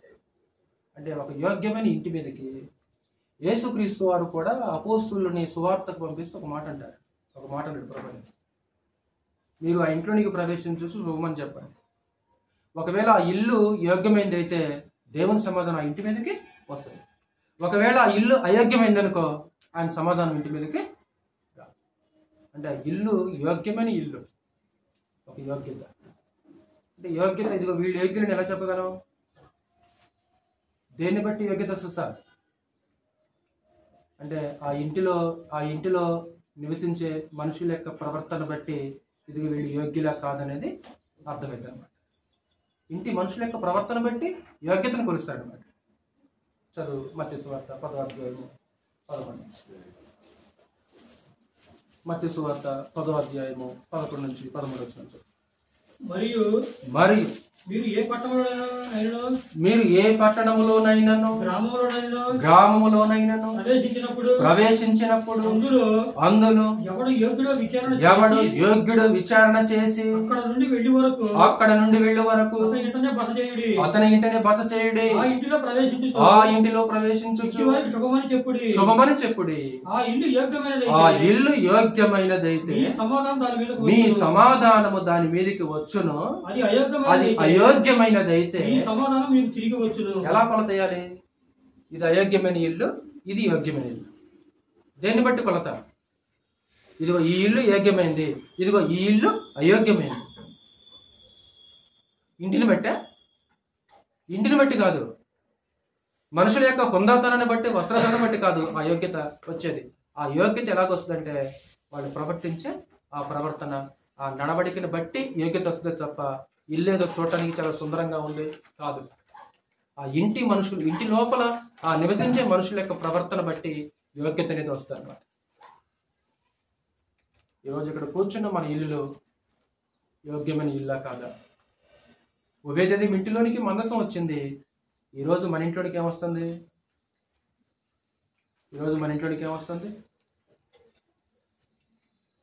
వస్తువులు వస్తున్నాయి ఇంట్లోకి? లేకుంటే అన్యాయంతో కూడుకున్న సొమ్మేమని ఇంట్లోకి వస్తుందా? లంచంతో కూడుకున్న సొమ్మేమని ఇంట్లోకి వస్తుందా? ఏమొస్తుందా మన ఇంట్లోకి? ఏమొస్తుంది? అది ప్రాముఖ్యమే. మా ఇంట్లోకి చాలా ఒకప్పుడు వస్తువులు లేవండి, ఇప్పుడు చాలా వస్తువులు వచ్చినాయండి. మా ఇంట్లో ఒకప్పుడు ధనం లేదండి, ఇప్పుడు మా ఇంట్లో ధనం ఎలాగొస్తుంది? ఇంట్లో ధనం ఎలాగొస్తుంది?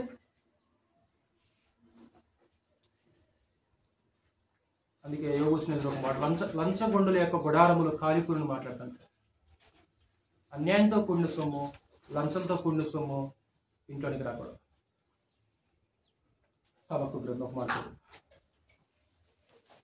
హబక్కు గ్రంథం మీకు తెలిసిన మాట. హబక్కు గ్రంథం 2వ అధ్యాయము 770వ పేజీ, పాత నిబంధన. హబక్కు గ్రంథము 2వ అధ్యాయము 9వ వచనం. పాత నిబంధనలో 770వ పేజీ. తనకు అపాయము రాకుండానట్లు తన నివాసమును బలపరచుకొని తన ఇంటి వారి కొరకై అన్యాయముగా లాభము సంపాదించుకుని వానికి శ్రమ. ఎవరి కోసం ఈ లాభం? ఈ లంచం ఎవరి కోసం? లంచం ఎవరి కోసం అంటే మా అమ్మాయి సీటు కోసం అండి. లోకల్ అధికారులు ఉన్నారు కదా, అధికారులు లంచం ఎందుకు తీసుకుంటారు? ఇదిగో మా అమ్మాయికి అవసరం, మా అబ్బాయికి అవసరం, లేకుంటే మా ఇంట్లో పలానా వస్తువు అవసరం అంటే తన ఇంటి వారి కొరకై అన్యాయముగా లాభం సంపాదించుకునే వానికి శ్రమ. ఈరోజు మన ఇంటిలోనికి వచ్చే ధనము అది ఎలాగొస్తుంది? ఒకవేళ అన్యాయ లాభం, అది ఒకవేళ లంచంతో వస్తుందా, దుర్నీతితో వస్తుందా? ఇంటిలోనికి వచ్చే ప్రతిదీ కూడా. ఆయన ఇంట్లోనికేమో మందసం వచ్చింది, మన ఇంట్లోనికి ఎవరు వస్తున్నారు? ఏదొస్తుంది మన ఇంట్లోనికి? అంటే ఒక ఇల్లు ఆశీర్వదించబడాలంటే ఇక్కడ ఒబేదెదోము వీళ్ళు ఆశీర్వదించండి. కొలమానం ఏంటంటే, కారణం ఏంటంటే ఇది మందసము. ఒబేదెదోము ఇల్లు పరిశుద్ధత కలిగిన ఇల్లు. పరిశుద్ధత కలిగింది. ఎలా చెప్పగలం? ఆ ఇంటిలో పరిశుద్ధత ఉంది. దేవుడు ఒక మాట అంటాడు, నేను పరిశుద్ధుడై ఉన్నాను, మీరును పరిశుద్ధులై. నెక్స్ట్ ఆ ప్రత్యక్షపు కూడా నిర్మాణం చేస్తున్నప్పుడు మోషేతో ఒక మాట అంటాడు, మీరు నా కొరకు ఒక పరిశుద్ధ స్థలాన్ని నిర్మించాలి.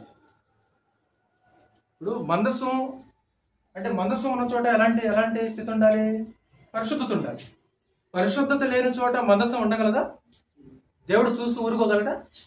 ఇప్పుడు 3 నెలలు మందసం అక్కడ క్షేమంగా ఉందంటే, ఆ ఇల్లు ఆశీర్వదించబడుతుందంటే, అంటే ఆ ఇల్లు, ఆ స్థలం ఎలాగుందామా? ఆ ఇల్లు ఎలాగుంది లోపల, ఇంటి లోపల ఎలాగుంది? పరిశుద్ధత అంటే బాగా లైజలేసి చూస్తారా? ఉదయం సాయంత్రం లైజలేసి బాగా శుభ్రం చూస్తారు ఇల్లుని. ఆ వ్యక్తుల యొక్క ప్రవర్తన, ఆలోచనలు. పరిశుద్ధత అంటే అది కేవలం శరీరానికి నీట్నెస్. పరిశుద్ధత వేరు, పరిశుభ్రం వేరు. పరిశుభ్రం శరీరానికి, పరిశుద్ధత అనేది అది ఆత్మకి, మనసుకి, ఆలోచనకు సంబంధించి. మన ఇంటిలో పరిశుద్ధత ఉందా? మన ఇంటిలో పరిశుద్ధత ఉందా? దేవుడు ఎలాంటి వాడు? ఎలా చెప్పగలం ఒబేదెదోము పరిశుద్ధత కలిగిందని? అంటే ఆయన ఉండే స్థలము పరిశుద్ధంగా ఉండాలి. ఒకవేళ ఆయన ఉండే స్థలం పరిశుద్ధంగా లేదనుకో, ఆయన ఉంటాడా? ఉండడు. నేను నా మందిరాన్ని విడిచిపెట్టి అన్నాడు ఇర్మియా గ్రంథం. ఎందుకు విడిచిపెట్టావు? విగ్రహారం చేస్తున్నారు అక్కడ. మీరు దేవుని ఆలయమై ఉన్నారు, ఆ ఆలయము పరిశుద్ధమైనదని మాట్లాడుతుంటాడు. అంటే ఈరోజు సంఘం కూడా ఎలా ఉండాలి? సంఘం కూడా పరిశుద్ధంగా ఉండవలసిన అవసరం ఉంది. ఒక మాట చదవండి. చదువు మాట లేకుంటే నిర్గమకాండం 25వ అధ్యాయం చూడండి ఒకసారి. నిర్గమకాండం 25వ అధ్యాయము పరిశుద్ధ స్థలం నిర్మించాలి అని అన్నప్పుడు దేవుడు వాళ్ళతో మాట్లాడటం మనం చూడవచ్చు. 25వ అధ్యాయము 8వ వచనం చదువు ఒకసారి. 25వ అధ్యాయం 8వ వచనం. నేను వారిలో నివసించినట్లు వారు నాకు పరిశుద్ధ స్థలము నిర్మింపవలెను. చాలు, పరిశుద్ధ స్థలము. నేను వారిలో నివసించినట్లు అంటే, నేను నివసించాలంటే నేను నివసించే స్థలం ఎలాగుండాలి? నేను నివసించే స్థలం ఎలాగుండాలి? ఇప్పుడు మనం నివసించే ఇల్లు ఎలాగుంటది? మనం నివసించే ఇల్లు ఎలాగుంటది? ఇప్పుడు దేవుడు నివసించే ఇల్లు ఎలాగుండాలి? దేవుడు నివసించే ఇల్లు ఇంకెంత పరిశుద్ధంగా ఉండాలి. మనం నివసించే ఇల్లు ఏమో పరిశుభ్రంగా ఉంటది, కానీ దేవుడు నివసించే ఇల్లు ఎలా ఉండాలి? పరిశుద్ధంగా ఉండాలి. అంటే పరిశుద్ధత కలిగిన స్థలములో మాత్రమే దేవుడు నివసించగలడు. అంటే పరిశుద్ధత అంటే పాపానికి దూరంగా ఉండటమే పరిశుద్ధత. అది ప్రాముఖ్యంగా, అంతే కదా? అసలు పరిశుద్ధత అంటే ఏంటి? దానికి అర్థం ఏంటి? అంటే పాపానికి దూరంగా ఉండటం, అపవిత్రతకు దూరంగా ఉండటం. అపవిత్రతకు దూరంగా. బైబిల్లో కూడా ఒక తండ్రి తాను పరిశుద్ధునిగా బ్రతకటం మాత్రమే కాకుండా తన ఇంటిలో వారు కూడా పరిశుద్ధంగా బ్రతకాలి అనుకున్న ఒక తండ్రి ఉన్నాడు. ఎవరు సహోదరులారా? నా ప్రశ్న అర్థమైందా? నేను పరిశుద్ధంగా బ్రతకటం మాత్రమే కాక, నేను పాపానికి దూరంగా ఉండటం మాత్రమే కాక, నా పిల్లలు కూడా పాపానికి దూరంగా ఉండాలి, నా పిల్లలు కూడా పాపానికి దూరంగా ఉండి పరిశుద్ధంగా బ్రతకాలి అని కోరుకున్న ఒక తండ్రి ఎవరు? యోబు. తను బ్రతకటం కాదు, తను బ్రతికితే చాలదు. ఎవరు బ్రతకాలి? ఎవరు బ్రతకాలి? నేనొక్కడ బ్రతికితే చాలు, నేనొక్కడ పరలోకం పోతే చాలదు, నేనొక్కడ దేవుని దగ్గరికి వెళ్తే చాలదు, నేనొక్కడ దైవ మార్గం నడిస్తే చాలదు. నువ్వు నడవాలి, లేకుంటే నేను నడవాలి, నేను బ్రతకాలి, నువ్వు బ్రతకాలి, మనం బ్రతకాలి. మన ఇంటి వారు కూడా అలాగే బ్రతకటానికి కృషి చేయాలి. దానికై అతను చేసిన కృషి ఏంటి? లక్ష్మణ్ గారు, అతను చేసిన కృషి ఏంటి? ఎప్పుడు చేసేవాడండి? ఎవరి కోసం? తన కోసం, పిల్లల కోసం. ఏదైనా డ్యూటీ ప్రయాణం ఉందంటేనేమో 4 గంటలకు లేస్తావు, దేవుని పని ఉందంటే మాత్రం పిల్లల కోసం అంటే పిల్లల్ని దైవ మార్గంలో నడిపించడానికి ఎప్పుడైనా పెందలకడ లేచామా సహోదరులారా? పిల్లల్ని దైవ మార్గంలో నడిపించడానికి ఎప్పుడైనా మనము పెందలకడనే లేచామా? ఒకవేళ పెందలకడనే లేచిన రికార్డ్ ఏదైనా ఉందంటే ఎక్కువగా దేనికోసం వేస్తాం బృందావళి గారు? కొడుకు హాస్టల్లో ఉన్నాడు, ఏం చేయాలి ఇప్పుడు? హాస్టల్ కాడికి పోవాలి. ట్రైన్ ఎన్ని గంటలకి? తెల్లవారుజాము 3 గంటలకి. ఏం చేయాలి అప్పుడు? 3 గంటలకు ఇంకా రాత్రంతా నిద్రపోతామా? రాత్రంతా నిద్ర ఉంటుంది అనమాట. అంటే పెందలకడ ఎప్పుడు లేస్తాం? పిల్లల కోసం లేస్తాం. పిల్లల కోసం దేనికోసం లేస్తాం? వాడికాడికి వెళ్ళాలి, లేకపోతే ఆడికి వెళ్ళాలి, ఏడికి వెళ్ళాలి అంటే వారిని దైవ మార్గంలో నడిపించడానికి మన కృషి అవసరం. కృషి లేకుండా కుదరదు అనమాట. కృషి లేకుండా కుదరదు. కృషితో ఏమంటాడు? ఒక కృషితో నాస్తి దుర్భిక్షం అని ఇంకేదో ఒక మాట ఉంటుంది అనమాట. కృషి దానికి అంటే మనం ప్రయాసపడాలి. అది ఏదో సులువుగా రాదు. వాళ్ళు సులువుగా మారవాళ్ళు, సులువుగా వాళ్ళు నడవరాళ్ళు. దానికే తల్లిదండ్రుల యొక్క కృషి, ఆ ఇంట్లో ఉండే వాళ్ళ యొక్క కృషి అనేది చాలా అవసరం అనమాట. నాకు తెలిసి 100కు 99% నాకు తెలిసి ఆ విషయంలో ఏ తల్లిదండ్రులు కూడా కృషి చేయట్లేదేమో అనిపిస్తుంది. ఒకవేళ నేను పొరపాటు అనుకుంటే దయచేసి క్షమించండి. ఒకవేళ మీరు చేస్తున్నారంటే ఓకే, సంతోషం. అంటే 100కు 99% ఆ విషయంలో తల్లిదండ్రులు కృషి చేయట్లేదేమో అని నాకు అనిపిస్తుంది అనమాట. ఒకవేళ చేస్తే సంతోషం అన్నమాట. అంటే ఒక తండ్రిగా మనం చేయవలసిన పని అది. కాబట్టి ఉబేదేదేమి ఇంటిలో మందసం ఎలా ఉండగలిగింది? అది పరిశుద్ధతతో కూడుకుని ఇల్లు. ఒకసారి టైం చెప్తారా? Time please.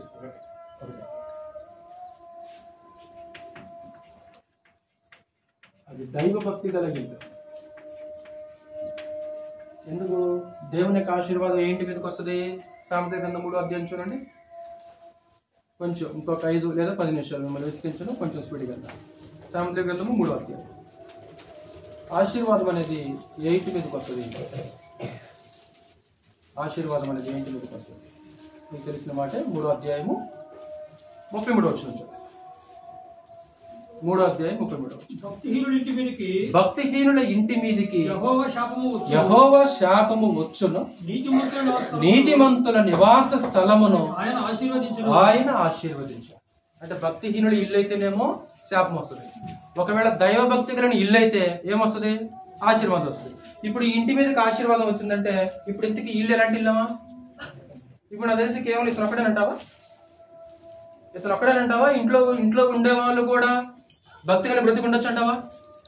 అంటే అతనొక్కడే కాదు, ఇంటిలో ఉండే వాళ్ళు కూడా భక్తిగా బ్రతికారు. 5 అది ధర్మశాస్త్రం ఎరిగిన ఇల్లు. ఎలా చెప్పగలం? ఉబేదేదేమి ఇల్లు ధర్మశాస్త్రం ఎరిగిన ఇల్లు, దేవుని యొక్క వాక్యము ఎరిగిన ఇల్లు. వాక్యం తెలియని ఇల్లు కాదు ఆ ఇల్లు. ఎలా చెప్పగలం అంటే మందసం పట్ల ఎలా ప్రవర్తించాలో, మందసాన్ని ఎలా చూడాలో అనే వైఖరి ఖచ్చితంగా ఉబేదేదేమి తెలుసా తెలీదా? తెలుసు. ఇప్పుడు మందసం పట్ల ఎలాంటి వైఖరి చూపించాలో తెలియక ఎంతమంది చనిపోయారు? ఇప్పుడు ఇల్లు ఆశీర్వదించబడిందంటే ఈ మందసంతో ఎలా డీల్ చేయాలి అనే సంగతి ఖచ్చితంగా ఉబేదేదేమి తెలుసు. ఇప్పుడు మందసాన్ని ఎలా డీల్ చేయాలో ఎలా తెలుసు ఆయనకి? ధర్మశాస్త్రంలో ఉంది, సంఖ్యాకాండంలో ఆ సంగతి ఉంది. మందసాన్ని ఎలా చూడాలి అంటే ఆ ఇల్లు ధర్మశాస్త్రం ఎరిగిన ఇల్లు. అందుకే ధర్మశాస్త్రం అంటే దేవుని యొక్క ఆజ్ఞలు, దేవుని యొక్క వాక్యము ఎరిగిన ఇల్లు. అంటే ఆ ఇంటిలో దేవుని యొక్క వాక్యానికి కూడా చూడండి. వాక్యం ఎరిగిన ఇల్లు, వాక్యం తెలిసిన ఇల్లు ఆ ఇల్లు. అందుకు దేవుడు అద్భుతంగా ఆయన్ని ఆశీర్వదించడమ్మా. అంటే మందసాన్ని ఎలా చూడాలనే సంగతి ఆయనకు తెలుసు అనమాట. ఈరోజు మన ఇంట్లోనికి మనం ఎవరిని చేర్చుకుంటున్నాం. ఈరోజు మనం కూడా ఏం చేయాలంటే ఉబేదేదేమి చేసినట్లు చేయవలసిన అవసరం ఉంది. మీకు తెలిసినట్లు ఆ బేతనియా గ్రామానికి యేసుక్రీస్తు వచ్చిన ప్రతిసారి కూడా యేసుక్రీస్తుని చేర్చుకునే ఇల్లు. బేతనియా గ్రామము వచ్చిన ప్రతిసారి కూడా యేసుక్రీస్తుని చేర్చుకునే ఇల్లు ఎవరిల్లు? మార్తా, తెలుసు కదా, మార్తా, మరియా, వాళ్ళ సహోదరుడు లాజరు. అంటే ఆ ఊరు వచ్చిన ప్రతిసారి కూడా ప్రభువుని చేర్చుకున్నాడు. ఇశ్రాయేలు దేశం వెళ్ళిన ప్రతిసారి ఎలీషాని చేర్చుకునే ఇల్లు ఏ ఇల్లు? ఎవరిల్లు సార్? చెప్పాలి సహోదరులు, శూన్యమీరాలు. అంటే ఈ ఊరు వచ్చిన ప్రతిసారి కూడా ఈ దైవజనుడు ఎక్కడ ఎవరు షెల్టర్ ఇవ్వాలి ఈ ఊర్లో? ఇదిగో మన ఇల్లే, ఇది ఈయన మన ఇంట్లోనే ఉండాలి, మన ఇంట్లోనే భోజనం చేయాలి, మన ఇంట్లోనే పండుకోవాలి. ఎందుకు? ఈయన దైవజనుడు, దేవుని తరపున నేను సేవ చేస్తున్నాడు. ఒకవేళ ఈరోజు మనం సంఘాన్ని మనం ఇంట్లో చేర్చుకున్నాం అనుకో, సంఘం ఎవరి నివాస స్థలం అని నేర్చుకున్నాము? దేవుని నివాస స్థలము. సంఘము ఎవరి ఇల్లుని నేర్చుకున్నాము? దేవుని ఇల్లుని నేర్చుకున్నాము. అంటే ఒకవేళ సంఘాన్ని మన ఇంట్లో చేర్చుకుంటే ఎవరిని చేర్చుకున్నట్టు డేవిడ్ పాల్ గారు 14 ఎవరిని చేర్చుకున్నట్లు సార్? అంటే ఈరోజు మన ఇల్లు అలా చేర్చుకోగలదా అనేది మనం పరిశీలించాం. అంటే చివరికి ఒక పాయింట్, ఎందుకు ఇతను కలిగిన ఆశీర్వాదం ఏంటో తెలియాలి. ఇతను కలిగిన ఆశీర్వాదం ఏంటి? ఓబేదేదోముకు కలిగిన ఆశీర్వాదం ఏంటి? ఆశీర్వదించిన మాట మనం చదివాం. మందసము ఉండటం వలన యెహోవా ఓబేదేదోము ఇంటిని ఆశీర్వదించాను. అంటే ఇంతకీ ఏంటి ఆయన కలిగిన ఆశీర్వాదం ఏంటి? 3 నెలలు ఏమైనా కుబేరుడు అయిపోయాడా? పొలాలు ఏమైనా సంపాదించాడా? ఫ్లాట్స్ ఏమైనా సంపాదించాడా? అవి కలిగిన ఆయనకేమన్నా? దేవుడు కుమారుని ఇచ్చాడు. అదేంటయా దేవుని రంగంలో కూడా కుమారులు పుడుతున్నారు కదా, అది పెద్ద విశేషం ఏంటి సార్? ఆ కుమారులు ఎలాంటి వాళ్ళు తెలుసా? దినవృత్తాంతాల వాటి కన్నా 26 దినవృత్తాంతాల వాటి గ్రంథము 26 4 దేవుడు ఓబేదేదోమును ఆశీర్వదించి అతనికి కుమారులను దయచేసిన. ఓబేదేదోమును ఆశీర్వదించి అంటే కుమారులు అనుగ్రహించబడటం అనేది ఒక ఆశీర్వాదం, వాస్తవానికి ఒక ఆశీర్వాదం. అందుకే దేవుని బహుమానం ఉంటుంది కదా, 107 ప్రకారంగా కుమారులు యెహోవాను గురించి స్వాస్థ్యము, గర్భఫలం ఆయన ఇచ్చి బహుమానం. గర్భఫలం ఆయన ఇచ్చి బహుమానం అంటాడు. కుమారులు ఎవరి స్వాస్థ్యము? అది దేవుడిచ్చే స్వాస్థ్యం. ఆ స్వాస్థ్యం అంటే దేవుడు ఓబేదేదోమును ఆశీర్వదించి కుమారులను ఇచ్చాడు. ఎంతమందిని? 8 మందిని.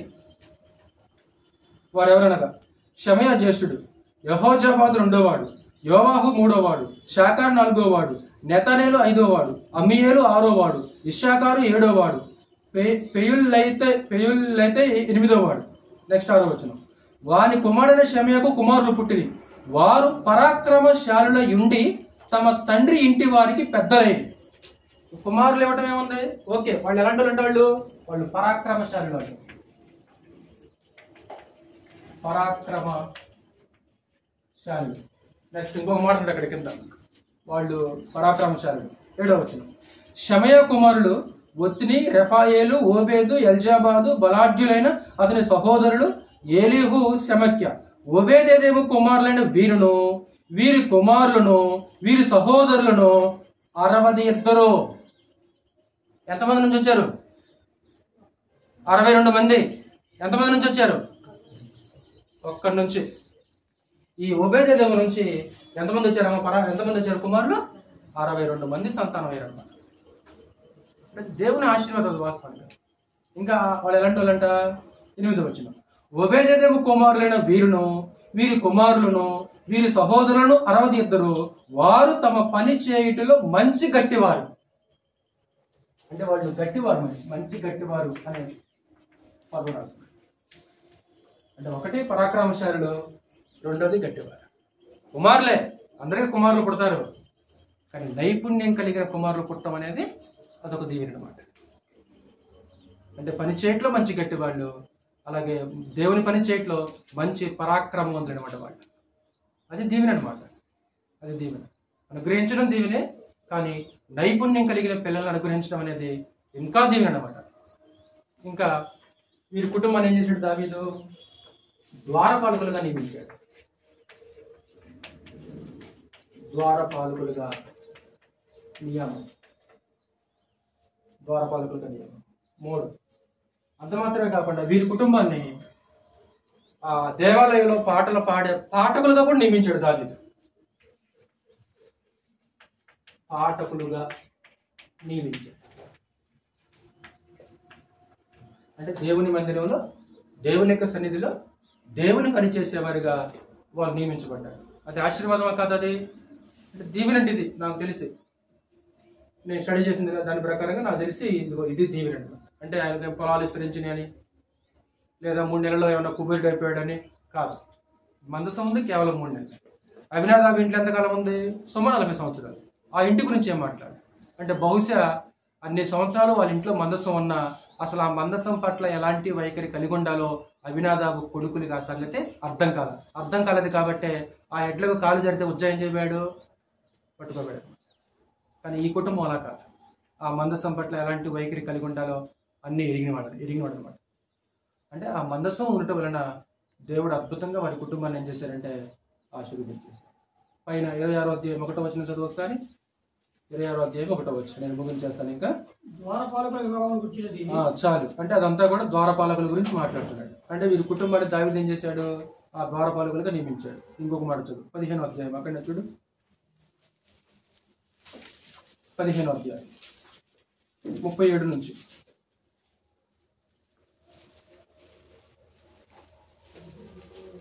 15వ అధ్యాయం అక్కడనే 37 వచ్చింది. 15:37. ఓకే సారీ నేను తప్పు చెప్పాను. 15:18 15:18. వీరితో కూడా అంటే ఇప్పుడు ఈ 3 నెలల తర్వాత 3 నెలలు అయిపోయిన తర్వాత మరలా దావీదు ఏం చేశాడు? వీళ్ళ ఇంట్లో నుంచి మందసాన్ని మరలా ఎక్కడికి తీసుకెళ్తున్నాడు? అప్పుడు మందసాన్ని మరలా దావీదుపురం తీసుకెళ్తాడు. అప్పుడు ఆ దావీదుపురం ఆ మందసాన్ని తీసుకెళ్లే క్రమంలో ఆ సంగీతం వాయించేవానిగా, పాటలు పాడేవానిగా మరలా ఇతను కనపడతాడు అనమాట. అంటే మరలా ఆ మందసాన్ని దావీదు తీసుకెళ్తున్నప్పుడు ఓబేదెదోము ఏమాత్రం కూడా ఏం మాట్లాడలేదన్నమాట. మరలా గౌరవంగా మందసాన్ని ఏం చేశాడు? దావీదుకు అప్పచెప్పేశాడు. 18వ వచనం. వీరితో కూడా 2వ వరుసగానున్న తమ బంధువులైన జకర్యా, బేను, యహజీయేలు, షెమీరామేతు, యెహీయేలు, ఉన్ని, ఎలియాబు, బెనయ, మయషయ, మత్తిత్య, ఎలీప్లేహు, మిక్నే యాహూలను వారిని ద్వారపాలకులకు ఓబేదెదోమును, యెహీయేలును పాఠకులుగా నియమించింది. వాళ్ళు వాస్తవానికి ద్వారపాలకులు, కానీ పాఠకులుగా నియమించాడు ఆ సమయంలో. ఇప్పుడు 16వ అధ్యాయం చూడు ఒకసారి. 37వ వచనం. 16:37.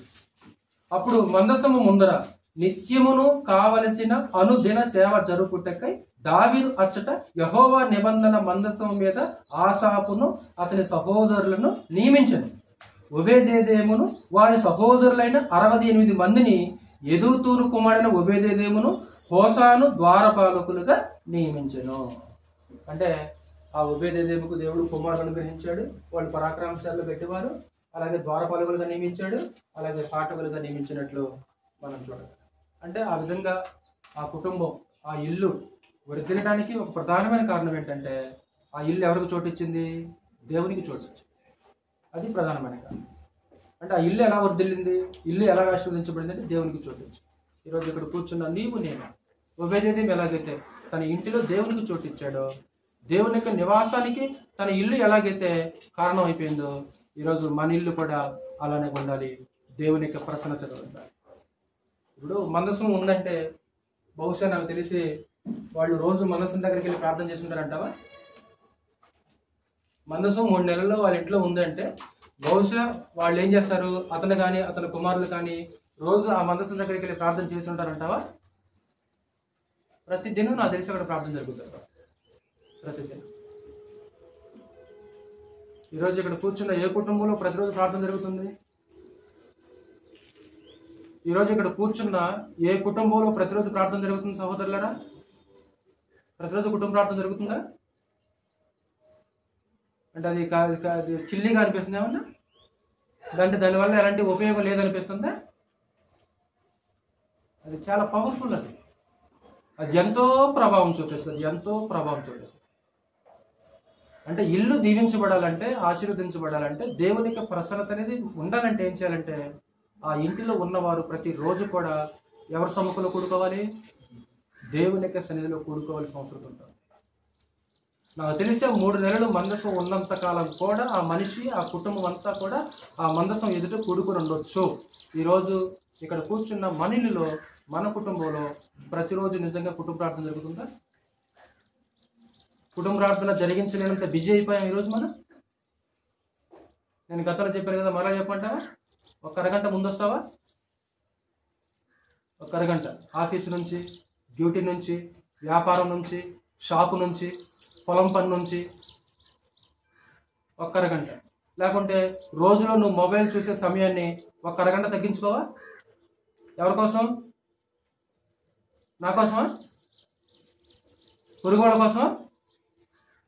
ఒక్క అరగంట మొబైల్ పక్కన పెట్టి చాలు. ఒక్క అరగంట నీ డ్యూటీ నుంచి, నీ బిజినెస్ నుంచి ముందు ఇంటికి రా. ఇలా చేయకపోతే ఎలా కుటుంబంలో దైవ వాతావరణం ఉంటుంది? ఎలా ఆత్మ సంబంధమైన వాతావరణం కుటుంబంలో ఉంటుంది సహోదరులారా? ఆ ఇల్లు అనేది ఆ ఇంటి మీద దేవుని యొక్క కనుదృష్టి, దేవుని యొక్క కృప అనేది ఉండాలంటే ఖచ్చితంగా ఆ ఇంట్లో దైవ సన్నిధి, దైవ ప్రసన్నత అనేది ప్రతి దినం కూడా కనిపించాల్సిన అవసరం ఉంది. అందరూ కలిసి అన్నం తింటారు, అందరూ కలిసి ప్రోగ్రాంలు చూస్తుంటారు, అందరూ కలిసి పిక్నిక్లకి వెళ్తుంటారు, అందరూ కలిసి టూర్లకి వెళ్తుంటారు. కానీ అందరూ కలిసి ప్రార్థన మాత్రం చేసుకోలేరు. అందరూ కలిసి పెళ్లికి వెళ్తారు, అందరూ కలిసి ఫంక్షన్కి వెళ్తారు. ఇదొకటి ఎందుకు చేయలేకపోతున్నావు? వీళ్ళు ఎందుకు చేయలేకపోతున్నావు? ఇదొకటి అంటే తెలియలే, మనకు అర్థం కలదండి. ఇది నిర్లక్ష్యం అనమాట. ఇది నిర్లక్ష్యం వరకు ఇంటి మీద దేవుని కృప ఉండాలంటే ఉపేదేమో దేవునికి చోటు ఇచ్చినట్లు మన ఇల్లు కూడా దేవునికి చోటు ఇవ్వాలి. నేను ముగించేస్తాను. ఉపేదేమో ఇల్లు ఆశీర్వదించకూడదు. ఒకసారి బోటికి చూడండి. ప్రారంభంలో మందసం పట్టబడుట గురించి నేర్చుకున్నాం. మందసం పట్టబడుట, ఫిలిస్తీయుల మందసాన్ని పట్టుకెళ్ళారు. తిరిగి బేత్షెమెషు పంపించారు. బేత్షెమెషు నుంచి అభిరాదేవి ఇంట్లోనికి వెళ్ళిపోయారు. ఇంటికి ఆ మందసంలో ఏమేమి ఉంటాయి? మన్నాగల బంగారు పాత్ర, చిగురించిన అహరోను చేతికర్ర, నిబంధన పలకలు. ఇంటికి ఆ మందసం అంటే దేనికి సూచన? అసలు అది దేవుడు నివసించే స్థలం. కెరూబుల మధ్య నివసించు దేవుడిని యెహోవా, కెరూబుల మధ్య. అక్కడ నేను నిన్ను కలుసుకుందాను. ఎక్కడ కలుసుకుంటాను? ఆ మందసం మీద, కరుణాపీఠం మీద నిన్ను కలుసుకుంటాను. దేవుడిని కలుసుకునే స్థలం. మందసం అంటే దేవుని బలమునకి సూచన. కాబట్టి మందసం మోసుకుంటూ ఆ యాజకులు ఇశ్రాయేల్ యొక్క సైన్యానికి ముందు వెళ్తున్నారు అనుకో. ఎవరు నడిచి వెళ్తున్నారు? దేవుడు నడిచి వెళ్తున్నాడు. అదిగో మీ ముందు నడిచేవాడు మీ దేవుడు యెహోవాయే. అంటే మందసం వచ్చిందంటే ఎవరు వచ్చారు? దేవుడు వచ్చాడు. అంటే ఒబేదెదోము ఇంటికి మందసం వచ్చిందంటే ఎవరు వచ్చారు? దేవుడు వచ్చాడు. అందుకే యుద్ధభూమిలోకి మందసం వచ్చినప్పుడు ఫిలిస్తీయులు ఏమంటారు? అయ్యో దేవుడు వచ్చాడు, ఇక ఎక్కడ నిలగలం మనం? దేవుని యొక్క ప్రసన్నత వచ్చేసింది. ఎందుకు? ఒబేదెదోము వీళ్ళు ఎలాంటిది? ఇక్కడ ఒక పాయింట్ కదా, మందసం తరలింపుల అపశృతి. ఒక దావీదు పొరపాటు చేశాడు, ఉజ్జా పొరపాటు చేశాడు. అందరికి ఒక ప్రశ్న, ఈ మందసం ఎవరి దగ్గర పంపించాలి? ఎవరింటికి పంపించాలి? దావీదు నువ్వు తీసుకుపో అంటే దావీదే భయపడిపోతున్నాడు. ఇంకెవరు ముందుకు వస్తారు? ఎవరే ముందుకు రారు. ఎవరు వచ్చారు ముందుకి? ఒబేదెదోము వచ్చేసాడు. అంటే ఒక ధైర్యం, కళ్ళ ముందు శవం ఉంది. అరే ఎలా తీసుకెళ్ళండి మందసాన్ని? ఎలాగొచ్చింది ధైర్యము? అది విశ్వాసాన్ని బట్టి వచ్చిన ధైర్యము. అంటే ఆ ఇల్లు అది యోగ్యమైన ఇల్లు. యోగ్యమైన ఇంటి మీదకి దేవుని సమాధానం వస్తుంది. ఒకవేళ అయోగ్యమైన ఇల్లు అనుకో, సమాధానం వస్తుందా? రాదు. ఆ ఇల్లు ఎలాంటి ఇల్లు? పరిశుద్ధత కలిగిన ఇల్లు. ఎందుకంటే దేవుడు నివసించే స్థలం ఎలా ఉండాలి? పరిశుద్ధంగా ఉండాలి. అంటే మందసం ఉందంటే ఆ ఇల్లు ఎలా ఉంది? ఎలాగుంది అంటే ఇంటిలో వ్యక్తులు కూడా ఎంతో పరిశుద్ధమైన ప్రవర్తన కలిగి ఉన్నట్లు అది దైవభక్తి కలిగిన ఇల్లు. ప్రాముఖ్యంగా అతను ఆ ఇల్లు ధర్మశాస్త్రం ఎరిగిన ఇల్లు. ఇందుకు దేవుడు ఎలా ఆశీర్వదించాడు? ఆయనే ఇది కుమారులను ఇచ్చాడు. ఎలాంటి వాళ్ళు? మంచి పరాక్రమశాలుడు, గట్టివారు, అలాగే ద్వారపాలకులుగా నియమించాడు, పాఠకులుగా నియమించాడు. మన ఇంట్లో దేవునికి చోటిద్దాం, మన ఇంట్లో దేవుని వాక్యానికి చోటిద్దాం. మన ఇంట్లో దైవ ప్రసన్నత, ఆత్మ సంబంధమైన ఒక వాతావరణం అనేది మన ఇంటిలో ఉండేలాగా ఎవరు కృషి చేయాలి సార్? మొట్టమొదట దేవుడి పనులు ఎవరు కృషి చేయాలి? ఎవరి మీద పెడతాం? అన్న నేను డ్యూటీకి వెళ్తానన్నా అదేనన్నా కాదు. అది మొట్టమొదటి తప్పు. నువ్వు చేసే మొట్టమొదటి తప్పు అది. డ్యూటీ పక్కన పెట్టి ఒక అరగంట పక్కన పెట్టుకో. రోజు అనుకోమట్లా నేను నిన్ను ఒక అరగంట ముందురా, ఒక అరగంట నీ వ్యాపారం పక్కన పెట్టు, ఒక అరగంట పొలం పని నుంచి ముందుకు రా. నువ్వు ఏ పని చేస్తున్నావో దాన్ని ఒక అరగంట ముందు వచ్చి చాలు. ఒక అరగంట కష్టపడలేవా అంటే అలాంటి ఆత్మ సంబంధమైన వాతావరణం ఉండేలాగా కృషి చేసుకుందాం. శ్రద్ధగా వాక్యం మీ అందరికీ ప్రభువు యేసు నామములో వందనాలు. ఈ యొక్క కుటుంబ కూడికి పెట్టి